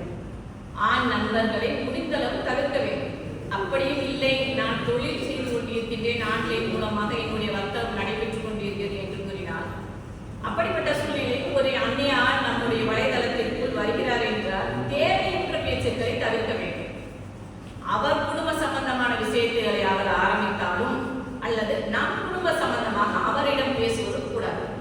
அவர் குடும்ப சம்பந்தமாக ஏதோ ஒன்றை உங்களிடம் பகிர்ந்து கொள்ள விரும்புகிறார் என்றாலே அந்த தவறு ஆரம்பமாகிறது என்பதுதான் அர்த்தம். அந்நிய ஆணுக்கு நம்முடன் தொழில் சம்பந்தமான விஷயங்களா, நீங்கள் ஒரு பொருள் விற்கிறீர்களா, அதை வாங்குகிறாரா, அதோடு அதை நிறுத்திக் கொள்ள வேண்டுமே தவிர அவர் குடும்ப விஷயங்களுக்குள் நம் நுழைய நாம் நுழைய நினைப்பதோ அல்லது நம் குடும்ப விஷயங்களை தேவையில்லாமல் அவரிடம் பகிர்வதோ தவறுக்கு வழிவகுத்துவிடும். எனவே அதை போன்ற தவறுகளை தவிர்த்துக் கொள்ள வேண்டும். அடுத்த விஷயம், பெண்கள். நாம் பயானை கூறுகின்றோம் அல்லது சிறப்பாக மார்க்க சொற்பொழிவு கொடுக்கின்றோம் அல்லது வேறு ஒரு விஷயத்தை பகிர்ந்து கொள்கின்றோம், நாம் ஒரு தொழில் செய்கின்றோம், அது சம்பந்தமாக பேசுகின்றோம் வலைத்தளத்தில் என்றால் கூட நளினமாக பேசுவது கூடாது. பெண்கள் ஆணித்தரமாக பேச வேண்டும். வெளி உலகில் பேசும்போது பெண்கள் ஆணித்தரமாக தன்னுடைய கருத்துக்களை பேச வேண்டும். அதை தவிர்த்து குழைந்து பேசுவது, நளினமாக பேசுவது, இலகுவாக பேசுவது கூடாது. ஏனென்றால் யாருடைய உள்ளத்தில் பாவ நோய் இருக்கின்றதோ அவன் உங்களை பற்றி தப்பான எண்ணம் கொள்வான் என்பதாக நபி ஸல்லல்லாஹு அலைஹி வஸல்லம் அவர்கள் நளினமாக பேசும் பெண்களை பார்த்து கூறுகின்றார். நளினமாக வெளி ஆண்களிடம் பேசுவதை தவிர்க்க வேண்டும். உம்மஹாத்துல் முஃமினீன், அதாவது மூமின்களின் தாயாராகிய நபி முஹம்மது ஸல்லல்லாஹு அலைஹி வஸல்லம் அவர்களின் மனைவிமார்களிடம் சட்டம் சம்பந்தமான விளக்கங்களை கேட்க வரக்கூடிய நேரங்களில் கூட திரைக்கு பின்னால் இருந்து பேசுங்கள் என்பதாக அறிவுறுத்தப்பட்டிருக்கின்றார்கள் சஹாபா பெருமக்கள். அவர்களுக்கே அந்நிலை என்றால் நாம் பேசும்போது, வெளியாண்களிடம் பேசும்போது அளவாக தேவையான அளவிற்கு மட்டுமே பேச வேண்டும். இது முதல். அடுத்ததாக, சமூக ஊடகங்களை பயன்படுத்தும் நம் அன்றாட வாழ்க்கையில் நடக்கக்கூடிய அனைத்து விஷயங்களையும் அப்டேட் செய்கின்றேன் என்ற பெயரில் நான் நான் என்ன சாப்பிட்டேன், என்ன குடித்தேன், எங்கு சென்றேன், என்னென்னெல்லாம் செய்கின்றேன் என்பதாக நம்முடைய வாழ்க்கையின் சின்ன சின்ன விஷயங்கள் நம் குழந்தைகளில் இருந்து நாம் பயன்படுத்தும் பொருட்களில் இருந்து அத்தனையும் காட்டக்கூடாது. அத்தனையும் நாம் புகைப்படமாக வெளியிடுவது, பதிவிடுவது, இது நம்மை தவறான ஒரு கண்ணோட்டத்தில் பார்ப்பதற்கு வழிவகுக்கும். சிலர் தங்களுடைய முகங்களையே காட்டாமல் தாங்கள் பயன்படுத்தும் பொருட்கள் மற்றவற்றை காட்டிக்கொண்டே இருக்கும்போது நம்முடன் நம்மை ஃபாலோ செய்பவர்கள், நம்மளை பின்தொடர்பவர்களுக்கு நம் மீது ஒரு தேவையில்லாத ஒரு தூண்டுதலை ஏற்படுத்தும்படியாக அமைந்துவிடும். எனவே நம்முடைய அன்றாட வாழ்வை அப்படியே பதிவிடுவதை தவிர்க்க வேண்டும். இது பல விஷயங்களில் திருடர்களும் வருவதற்கு இலகுவாக இருக்கின்றது. அந்த திருடர்களை பிடிப்பதற்கு போலீஸ்காரர்களுக்கும் காவல்துறையினருக்கும் இது இலகுவாக இருக்கின்றது. என்னது, அப்டேட் செய்து கொண்டே இருக்கும். ஒரு பெண் தன்னுடைய ஆடை அலங்காரத்தை காட்ட முழு தகுதி உடையவர் நம் கணவர்மார்கள் மட்டும்தான். ஏனென்றால் ஆதம் நபி அவர்களுக்கு கொடுக்கப்பட்ட அன்பளிப்பு ஹவ்வா அலைஹிஸ்ஸலாம் அவர்கள். ஆதம் நபி அவர்களுக்கு சொர்க்கத்தில் அவ்வளவு பொருட்கள் இருந்தன, சொர்க்கமே அவர்களுக்கு இருந்தது. ஆனாலும் அல்லாஹ் கொடுத்த அன்பளிப்பாக கொடுத்தது பெண். அவ்வாறு கிடைத்த நாம் நபி முஹம்மது ஸல்லல்லாஹு அலைஹி வஸல்லம் கூறுகின்றார்கள், ஒரு ஆணுக்கு பெண் தான் முதல் சோதனை, பெரிய சோதனையே ஆண்களுக்கு பெண்கள் தான் என்பதாக கூறியுள்ளார். பனு இஸ்ரவேல் அவர்கள் கூட்டத்தார்கள் முதலில் சோதிக்கப்பட்டதும் பெண்களை கொண்டுதான். எனவே பெண்களாகிய நாம் மிகவும் கவனமாக வலைதளங்களை பயன்படுத்த வேண்டும். தன்னுடைய புகைப்படத்தை வெளியிடுவதோடு மட்டுமல்லாமல் சிலர் என்ன செய்கின்றார்கள்னா, தன்னுடன் வரக்கூடிய தன்னுடைய தோழிகளின் புகைப்படங்கள், தன்னுடைய குழந்தைகள் அல்லது தன்னுடைய பேரன் பேத்திகளுடைய புகைப்படங்கள், தன்னுடைய பேத்திகளில் சேர்ந்து தன்னுடன் எடுத்துக்கொண்ட புகைப்படங்கள், இப்படி மற்ற புகைப்படங்களையும் பகிர்ந்து கொள்கின்றார்கள். இதுவும் தவறான ஒரு நிலை. நபி முஹம்மது ஸல்லல்லாஹு அலைஹி வஸல்லம் அவர்கள் கூறினார்கள், எந்த ஒரு பெண்ணும் மற்ற ஒரு அந்நிய பெண்ணை கட்டிப்பிடிக்க வேண்டாம். அதே போல அந்த அந்நிய பெண்ணை பற்றி தன் கணவரிடம் அவரின் அழகை பற்றி கூற வேண்டாம், வர்ணித்து கூற வேண்டாம் என்பது கூறியிருக்கின்றார். எவ்வளவு ஒரு உயர்வான நம் காலத்திற்கு தேவையான ஒரு அறிவுரை நபி அவர்கள் அன்றே கூறியுள்ளார்கள். இன்று நாம் ஃபேஷன் என்று நினைத்துக் கொண்டு அல்லது பிராட் மைண்ட் என்று கூறிக்கொண்டு நம் கணவரிடம் நாம் ரசித்த ஒரு பெண்ணை பற்றி போய் காட்டுகிறோம். இந்த பெண் பாருங்கள் எவ்வளவு அழகாக இருக்கிறார்கள். இது அனைத்தும் ஒரு மிகப்பெரிய சமூக வழிகேட்டுக்கு வழிவகுக்கும். அடுத்தது நான்காவது விஷயமாக இஸ்லாம் சம்பந்தமான ஹதீஸ்களை பரப்புபவர்களை பற்றி சிலர் கூறுகின்றார்கள், நான் சமூக வலைதளத்தில் என்னுடைய புகைப்படத்தை பதிவிடுவது கிடையாது, வேற எந்த விஷயத்தையும் நான் போடுவது கிடையாது, சமூக வலைதளத்தை நான் இஸ்லாம் சம்பந்தப்பட்ட விஷயங்களுக்காக மட்டுமே பயன்படுத்துகின்றேன் என்று கூறுகின்றார்கள். அவ்வாறு பயன்படுத்தக்கூடிய அவர்கள் என்ன செய்கிறார்கள், தனக்கு வரக்கூடிய இஸ்லாம் ஹதீஸ் என்று எந்தெந்த தலைப்புக்கெல்லாம் வந்துள்ளது அத்தனையும் அவ்வளவு பேருக்கும் அப்படியே ஃபார்வர்ட் செய்து விடுவது, அப்படியே பகிர்ந்து விடுவது. அதில் இருக்கிறது உண்மையா பொய்யா, இது யார் கூறினார்கள், எப்பொழுது கூறினார்கள், இது உண்மையிலேயே இது நடந்ததா, இப்படி ஒரு செயல் இஸ்லாத்தில் இருக்கின்றதா என்பதை கூட இவர்களே முழுமையாக படிப்பதில்லை. தனக்கு வந்ததை அப்படியே ஃபார்வர்ட் செய்து விடுகின்றார். தன் காலில் விழுவதை எல்லாம் பரப்புபவன் பொய்யன் என்று நபி முஹம்மது ஸல்லல்லாஹு அலைஹி வஸல்லம் அவர்கள் கூறினார்கள். அவ்வாறு பரப்புபவன் தங்குமிடம் நரகம்தான். நபி முஹம்மது ஸல்லல்லாஹு அலைஹி வஸல்லம் மேலும் கூறினார்கள், எவர் ஒருவர் என் மீது வேண்டுமென்றே பொய் உரைக்கின்றானோ அவன் தங்குமிடம் நரகம்தான் என்று கூறினார்கள். ஏனென்றால் இன்றைய காலகட்டத்தில் சிலர் ஹதீஸ்களே இது ஹலால் இல்லை என்று இவர்களாக ஒரு ஹதீஸை உருவாக்குவது, இந்த பொருள் செய்வது, இந்த பொருள் சாப்பிடுவது ஹலால் இல்லை, இந்த நேரத்தில் செய்வது இது சரியானது தவறானது என்பதாகும். அதே போல மருத்துவ குறிப்புகள் அனுப்புவது, மருத்துவ குறிப்புகள் உண்மையிலேயே நாம் பயன்படுத்தி அதில் பயன் பெற்றிருந்து அது மற்றவர்களுக்கு அனுப்பினால் தவறில்லை. தனக்கு வந்த மருத்துவ குறிப்புகள் அத்தனையும் அத்தனை பேருக்கும் ஷேர் செய்து விடுவது, இது மிகவும் தவறான ஒரு நிலைக்கு நம்மை இட்டு செல்லும். ஏனென்றால் பொய்யுரைப்பது அல்லது பொய்யான செய்திகளை பரப்புவது மிகவும் குற்றமான செயலாகும் இஸ்லாத்தில். அடுத்தது, நாம் வலைதளங்களை பயன்படுத்தும் போது மிகவும் கவனமாக இருக்க வேண்டிய நிலை நேரம். நேரம் பொன் போன்றது என்று கூறுவார்கள். பொன் கூட போனால் வாங்கிக் கொள்ளலாம், ஆனால் நேரம் போனால் நம்மால் வாங்கவே இயலாது. எனவே நேரம் நாம் எவ்வளவு நேரம் இந்த வலைதளத்தின் மூலமாக நாம் செலவு செய்கின்றோம் என்பதை நாம் மிகவும் கவனத்தில் கொள்ள வேண்டும். மிக குறைந்த நேரத்தை நாம வலைதளத்திற்காக உருவாக்கிக் கொள்ள வேண்டும். ஏனென்றால் சமூக வலைதளம் என்பது நம்மை அடிமையாக காத்திருக்கும் ஒரு அடிமை. ஒரு மன்னன் இருந்தானா, அந்த மன்னன் தன்னிடம் வேலை பார்த்து கொண்டிருக்கும் ஒரு அடிமையிடம், என்னிடம் இத்தனை வருஷமா வேலை பார்த்து கொண்டிருக்கிறாய், உனக்கு என்ன வேண்டும் என்று கேட்டான். அந்த அடிமை இந்த வார்த்தையை தான் விரும்பிக் கொண்டே இருந்தான். இதுதான் சந்தர்ப்பம் என்று அந்த அடிமை கேட்டானா, நான் ஒரே ஒரு நாள் 24 மணி நேரம் மட்டும் நான் தங்களிடத்தில் இருக்க வேண்டும், நீங்கள் என்னிடத்தில் இருக்க வேண்டும் என்று கேட்டுக்கொண்டான். 20 வருஷமாக என்னிடம் நீ வேலைக்கு இருக்கின்றாய், உனக்காக இது கூட செய்ய மாட்டானா? அப்பா நீ மேலே வந்து உட்காரு, நான் கீழே உனக்காக நின்று உன்னுடைய அடிமையாக இன்று நான் இருக்கிறேன் என்றார் மன்னர். அவ்வாறே ஏறி அரியணை இல்லாமல் அந்த அடிமை என்ன சொன்னானா, இன்று முதல் நீ எனக்கு அடிமை அல்லவா? ஆமா. அப்பொழுது காவலாளிகள் அத்தனை பேரையும் கூப்பிடு என்று கூப்பிட்டார்களாம் மன்னர், அந்த பழைய மன்னர். அத்தனை பேர் வந்த பின்னாடி மன்னர் கூறினானா, இனிமேல் இன்று ஒரு நாள் இவர்தான் உங்களுக்கு மன்னர், இவர் பேச்சை கேட்டுக்கொள்ளுங்க வேண்டும். அப்படியா, ஆகட்டும் என்று கூறி முடித்த பின்னால் இந்த புதிய மன்னன் கூறினானா, அடிமை மன்னன், உடனே இந்த மன்னனை இழுத்து சென்று இந்த என்னுடைய அடிமையை இழுத்து சென்று சிறை சேதம் செய்யுங்கள் என்று கூறினான். தலை வெட்டப்பட்டது, அடிமை மன்னனானான். இதே நிலைதான் நம்முடைய நிலை. சமூக வலைதளங்கள் நமக்கான அடிமைகள். நாம் எதை கூறுகின்றோமோ, கூகுள் மேப்பில் எப்படி நம் வழியை காட்டு என்று கூறினால் வழியை காட்டுகின்றது, இதை செய் அதை செய் என்றால் ஏவுகணை செய்யக்கூடிய ஒரு அடிமையாக நமக்கு கைக்கு கிடைத்தது இந்த சமூக வலைதளங்கள். அந்த அடிமையிடம் நாம் சிக்கி நாம் அடிமையாக ஆகிவிடக் கூடாது. அதில் நாம் தெளிவாக இருக்க வேண்டும். நபி முஹம்மது ஸல்லல்லாஹு அலைஹி வஸல்லம் அவர்கள் கூறினார்கள், எந்த ஒரு பெண் 5 கால தொழுகையை பேணி தொழுது ரமலான் மாதத்தில் நோன்பு வைத்து கணவனுக்கு கட்டுப்பட்டு தன்னுடைய கற்பை பாதுகாத்து வாழ்வார்களோ அவள் விரும்பிய வாசல் வழியாக சுவனம் செல்வாள் என்பதாக கூறினார்கள்.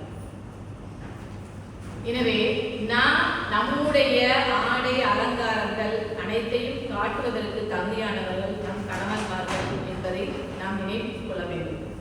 நபி அவர்கள் மேலும் கூறினார்கள், என்னை பார்த்து, இவர் உன்னுடைய கணவர் தான் உனக்கு சுவர்க்கம், உன்னுடைய கணவர் தான் உனக்கு நரகம் என்று கூறினார்கள்.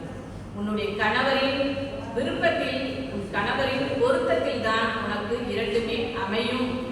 எது அமையும் என்பது உன் கணவரின் பொருத்தத்தில் தான் இருக்கின்றது என்பதாக கூறினார்.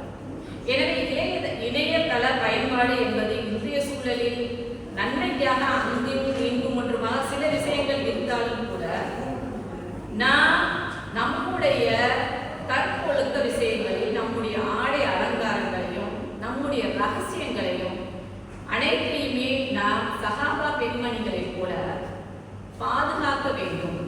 இன்ஷா அல்லாஹ். அல்லாஹ்வின் பொருத்தத்தில், கணவனின் பொருத்தத்தில் தான் அல்லாஹ்வின் பொருத்தம் அமைந்திருக்கின்றது. அல்லாஹ் அப்படிப்பட்ட நற்பேற்றை நமக்கு தந்தருவானாக என்று துஆ செய்து என்னுடைய உரையை இத்துடன் நிறைவு செய்கின்றேன். யா அல்லாஹ், நாங்கள் எதை கேட்டோமோ எதை பேசினோமோ அதன்படி நடக்க எங்களுக்கு தௌஃபீக் செய்வாயாக என்பதால் துஆ செய்து வாஹிர் தவானா அல்ஹம்துலில்லாஹி ரப்பில் ஆலமீன். அஸ்ஸலாமு அலைக்கும் வரஹ்மத்துல்லாஹி வபரகாத்துஹு.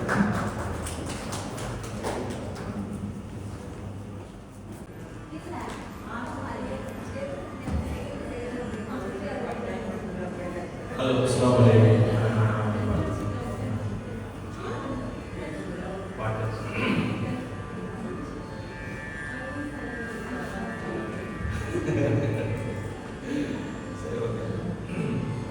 அண்ணல் நபியின் பொன்மொழியே, அண்ணல் நபியின் பொன்மொழியே, இதை அழகாய் உணர்வாய் பெண்மணியே. அண்ணல் நபியின் பொன்மொழியே, இதை அழகாய் உணர்வாய் பெண்மணியே.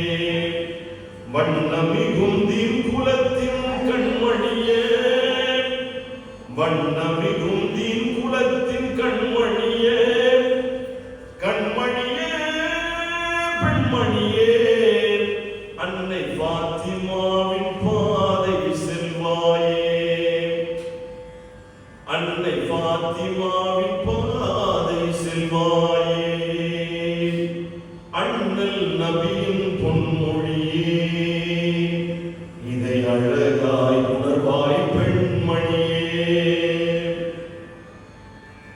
தினமும் ஐவேளை தொழுதிடுவாய்,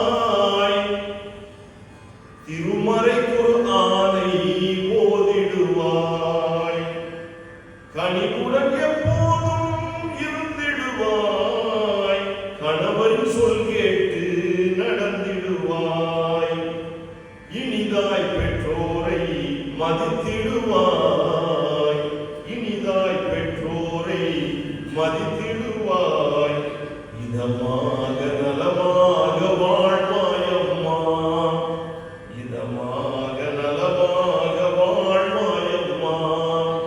அண்ணல் நபியின் பொன்மொழியே, இதை அழகாய் உணர்வாய் பெண்மணியே. வண்ணமிகும் தீன் குலத்தின் கண்மணியே, கண்மணியே பெண்மணியே, அன்னை பாத்திமாவின் பாதை செல்வாயே, அன்னை பாத்திமாவின் பாதை செல்வாயே. அன்பான குழந்தைகளை ஈன்றிடுவாய், அறிவுடன் வளர்த்து நீயும் பயன் பெறுவாய், தெம்பும் திறமையும் ஊட்டிடுவாய், தீயோர் சகவாசம் தவிர்த்திடுவாய், துன்பம் கண்டாலே அஞ்சாமலே, துன்பம் கண்டாலே அஞ்சாமலே, துணிவோடு நீ என்றும் வாழ்வாய் அம்மா, துணிவோடு நீ என்றும் வாழ்வாய் அம்மா. அண்ணல் நபியின் பொன்மொழியே, இதை அழகாய் உணர்வாய் பெண்மணியே. பொய்யுடன் கோள் புறம் பேசாதே, உன்பட யாரையும் ஏசாதே, மெய்யை தினம் கூற மறவாதே, மேன்மை தரும் சிக்கனம் மறவாதே, ஐயம் எதுவும் இல்லை முன்னேறுவாய், ஐயம் எதுவும் இல்லை முன்னேறுவாய், அல்லாஹ்வின் அருளோடு வாழ்வாய் அம்மா, அல்லாஹ்வின் அருளோடு வாழ்வாய் அம்மா. அண்ணல் நபியின் பொன்மொழியே, இதை அழகாய் உணர்வாய் பெண்மணியே. வண்ணமிகும் தீன் குலத்தின் கண்மணியே, வண்ணமிகும் தீன் குலத்தின் கண்மணியே, கண்மணியே பெண்மணியே, அன்னை பாத்திமாவின் பாதை செல்வாயே, அன்னை பாத்திமாவின் பாதை செல்வாயே. அண்ணல் நபியின் பொன்மொழியே, இதை அழகாய் உணர்வாய் பெண்மணியே.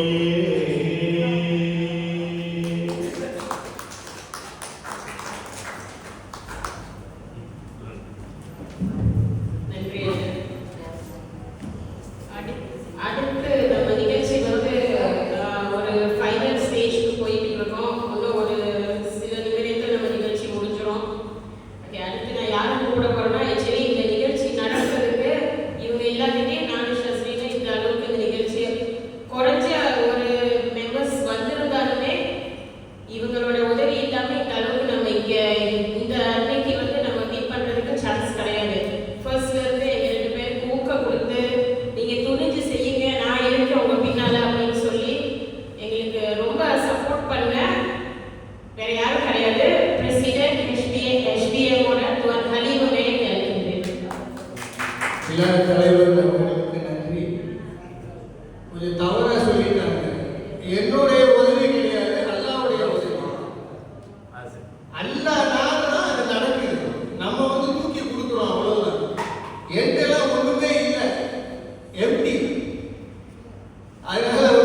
அல்லாவுடைய உதவி, என்னுடைய உதவி இல்லை. மார்க்கெட்டுக்கு நீங்க எவ்வளவு வேணாலும் சொல்லுங்க, நம்ம உழைப்போம், அவ்வளவுதான்.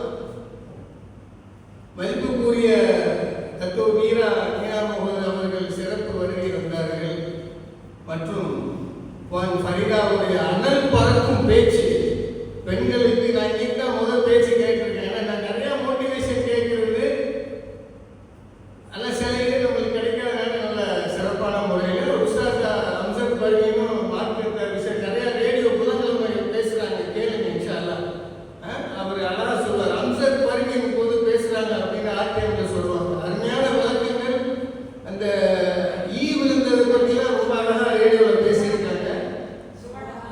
மற்றபடி HPM கமிட்டி குழுவினர்களுக்கு, உஷா ஜவஹர் சாதிக் அவர்களுக்கு இந்த நிகழ்ச்சியை கடுமையான ஒரு சின்ன திட்டம் போட்டு கடுமையான முயற்சி செய்த HPM மகளிர் கமிட்டிக்கு வந்து ஒரு பெரிய பாராட்டு ஏற்பாடு செய்வதற்கு நான் இந்த அளவுக்கு எதிர்பார்க்கல. இந்த நிகழ்ச்சியை வந்து இந்த அளவுக்கு ஏற்பாடு பண்ணுவாங்க அப்படின்னு. ஆனால் மக்கள் இல்லை. என்ன டைம் ரொம்ப ஷார்ட் பீரியடு. நான் சூரா HPM உடைய உறுப்பினருக்கு கால் பண்றேன், அண்ணே எங்களுக்கு நீங்க மருந்தாணி இருக்குன்னு எப்படி நேரம் வருது அப்படிங்கிறாங்க.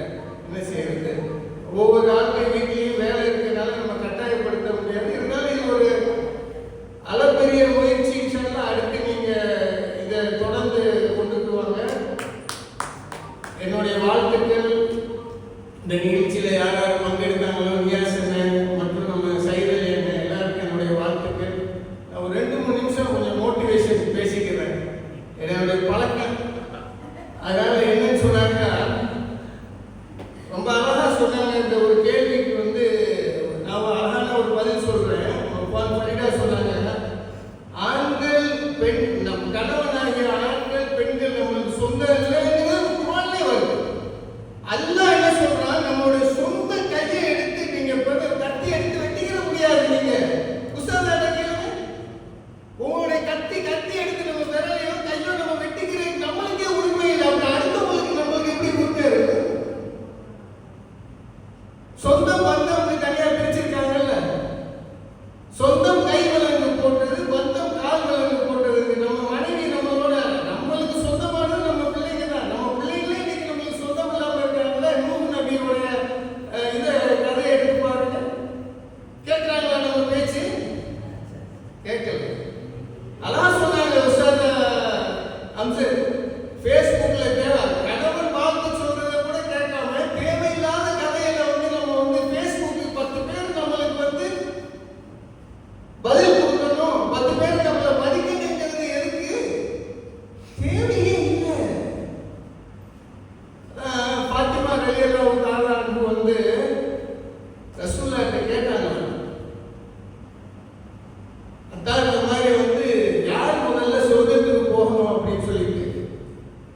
இவங்க நினைச்சிருக்காங்க இவங்க தாயாரு இல்ல வந்து பாத்திமா ஸஹரா தான் போவாங்க அப்படின்னு. ரசூலுல்லாஹ் சொல்றாங்களா, மதீனாவுடைய அந்த எல்லையில வந்து ஒரு விறகு வெட்டியின் மனைவி இருக்காங்க, அவங்க நாம முதல்ல சொர்க்கத்துக்கு போவாங்க அப்படின்னு. முத்தியா அப்படி அவங்களுடைய பேரு. ஆனா அவங்க ஷாக் ஆயிட்டாங்க, என்ன ரசூலுல்லாஹ் சொல்றீங்க அப்படின்னு. நான் போய் அவங்கள பார்க்கலாமா அப்படின்னு. சரி நீங்க போங்க அப்படின்னு சொல்லிட்டு தன்னுடைய மகனார் ஹசன் ரலியல்லாஹு தஆலாவை அழைச்சிட்டு போறாங்க. அழைச்சிட்டு போய் கட்டினாங்க. ரொம்ப கட்டுக்கோப்பான ஒரு பெண்மணி. இது கதவை தட்டுறாங்க, திறக்கல. யார் வந்திருக்கீங்க? ரசூலுல்லாஹ்வுடைய மகன். அப்படியா? என்னோட ஒரு குழந்தை இருக்கு அப்படின்னு. நான் உங்களை பார்க்கணும், என்னுடைய கணவனுடைய அனுமதி வாங்கி தான் நான் உங்களை பார்க்க முடியும் அப்படின்னாங்க. நீங்க போயிட்டு வாங்க அப்படின்னாங்க. மறுநாள் வந்திருக்காங்க, ஹுசைனை அழைச்சிட்டு வந்துட்டாங்க. இப்ப யார் யார் வந்திருக்கீங்க அப்படின்னு அவங்க கேட்கல. 4 பிள்ளைகள். அப்ப அந்த பிள்ளைக்கு நான் என்ன உரிமை வாங்கலையே உனக்கிட்ட, நாளைக்கு வாங்க அப்படின்ட்டாங்க. எப்படிப்பட்ட ஒரு பெண்மணி பார்த்தீங்களா? இன்னைக்கு நம்ம வந்து டிங்டாங்க பெல் கட்டினாலே வந்து ஓடியாங்க, வாங்க உள்ள வாங்க அப்படிங்கிறாங்க. அப்ப நம்மளுடைய காலம், அதாவது மார்க்கத்தில் சொல்லப்படுது, சொந்த மனைவியுடைய தம்பியை கூட நம்ம வந்து கணவன் இல்லைன்னா வீட்டுக்குள்ள அனுமதிக்க கூடாதுங்க. தெரியுமா உங்களுக்கு எவ்வளவு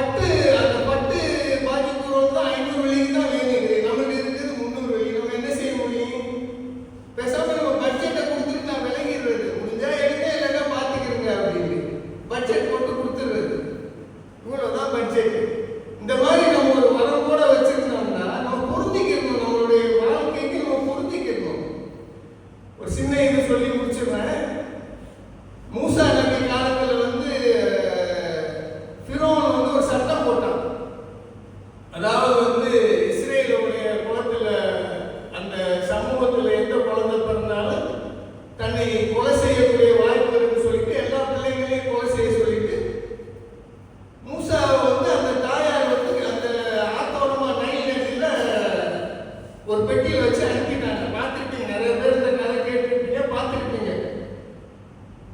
கடைசியில் அல்லாஹ் சுப்ஹானஹு வ தஆலா என்ன செய்யறான், அந்த மூசா நபியை கரெக்டா அந்த அரண்மனைக்கு கொண்டாந்து விட்டுறான். அதுவும் அந்த ஃபிரௌனுடைய மனைவி ஆசியா வந்து அவ்வளவு ஒரு தக்குவாதாரி. இவனுக்கு தெரியாமையே அது வந்து அந்த மூசாவுடைய இறைவனை தான் வணங்கிட்டு இருந்துச்சு ஆரம்பத்துல இருந்து. அப்ப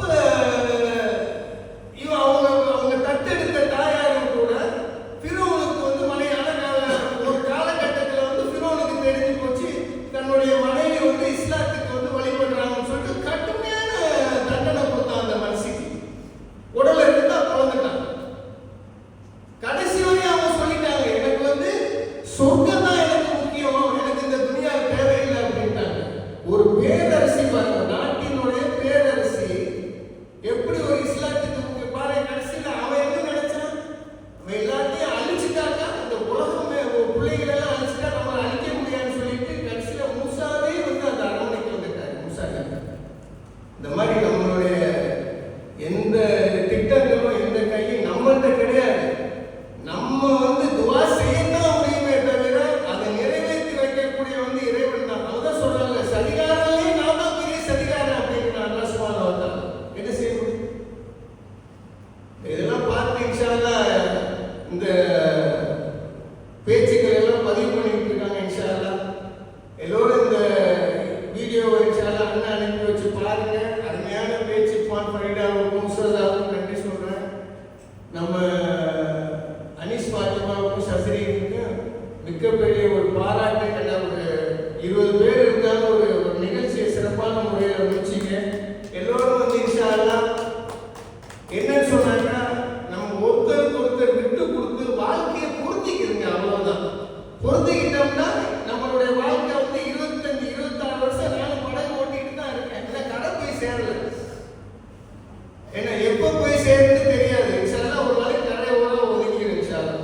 இத்துடன் என்னுடைய பேச்சுக்களை முடித்து அஸ்ஸலாமு அலைக்கும் வரஹ்மத்துல்லாஹி தஆலா வ பரகாத்துஹு. அவங்க பேசல, நீ கூட பேசிக்கிட்டே நம்ம கேட்டுக்கிட்டு இருக்கணும். ஆனால் டைம் பத்தல நமக்கு.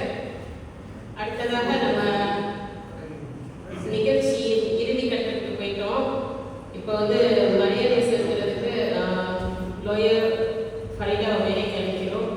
அவங்களுக்கு கொண்டாடி போட்டு ரஷிதா பேகம் ரெயின்போ மேனேஜ்மெண்ட் மேடைக்கு அழைக்கிறோம்.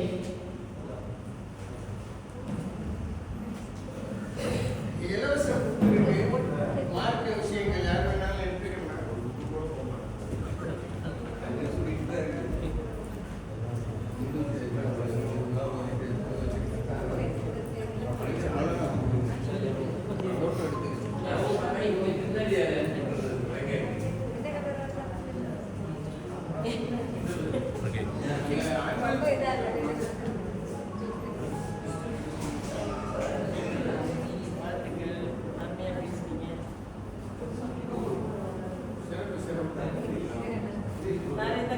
அல்லாஹு அக்பர். பாருங்க யார் அது? ஓகே.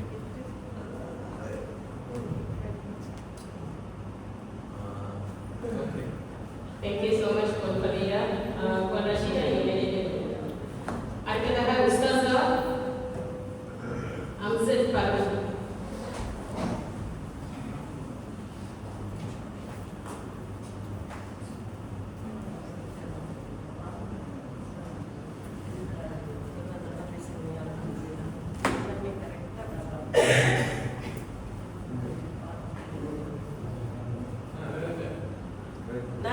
அல்லாஹு அக்பர்.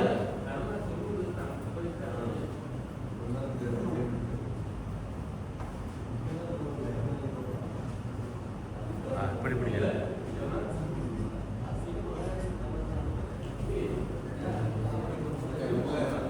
One Rashida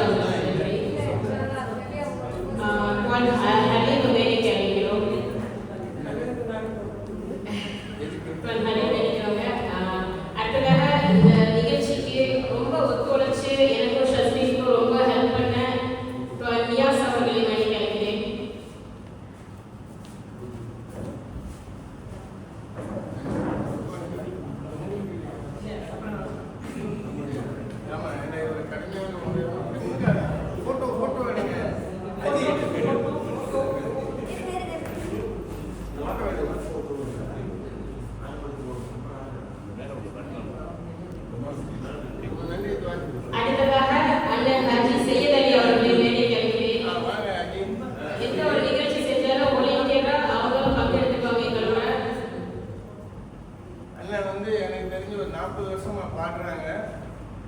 நிறையா உட்கார்ந்து படணும். இது பாருங்க. ஓகே, மிக விரைவில் அண்ணனுக்கு ஒரு இது பெரிய பொறுப்பில் வச்சுருவாங்க. இன்ஷா அல்லாஹ். Masya Allah. Alhamdulillah. Niaji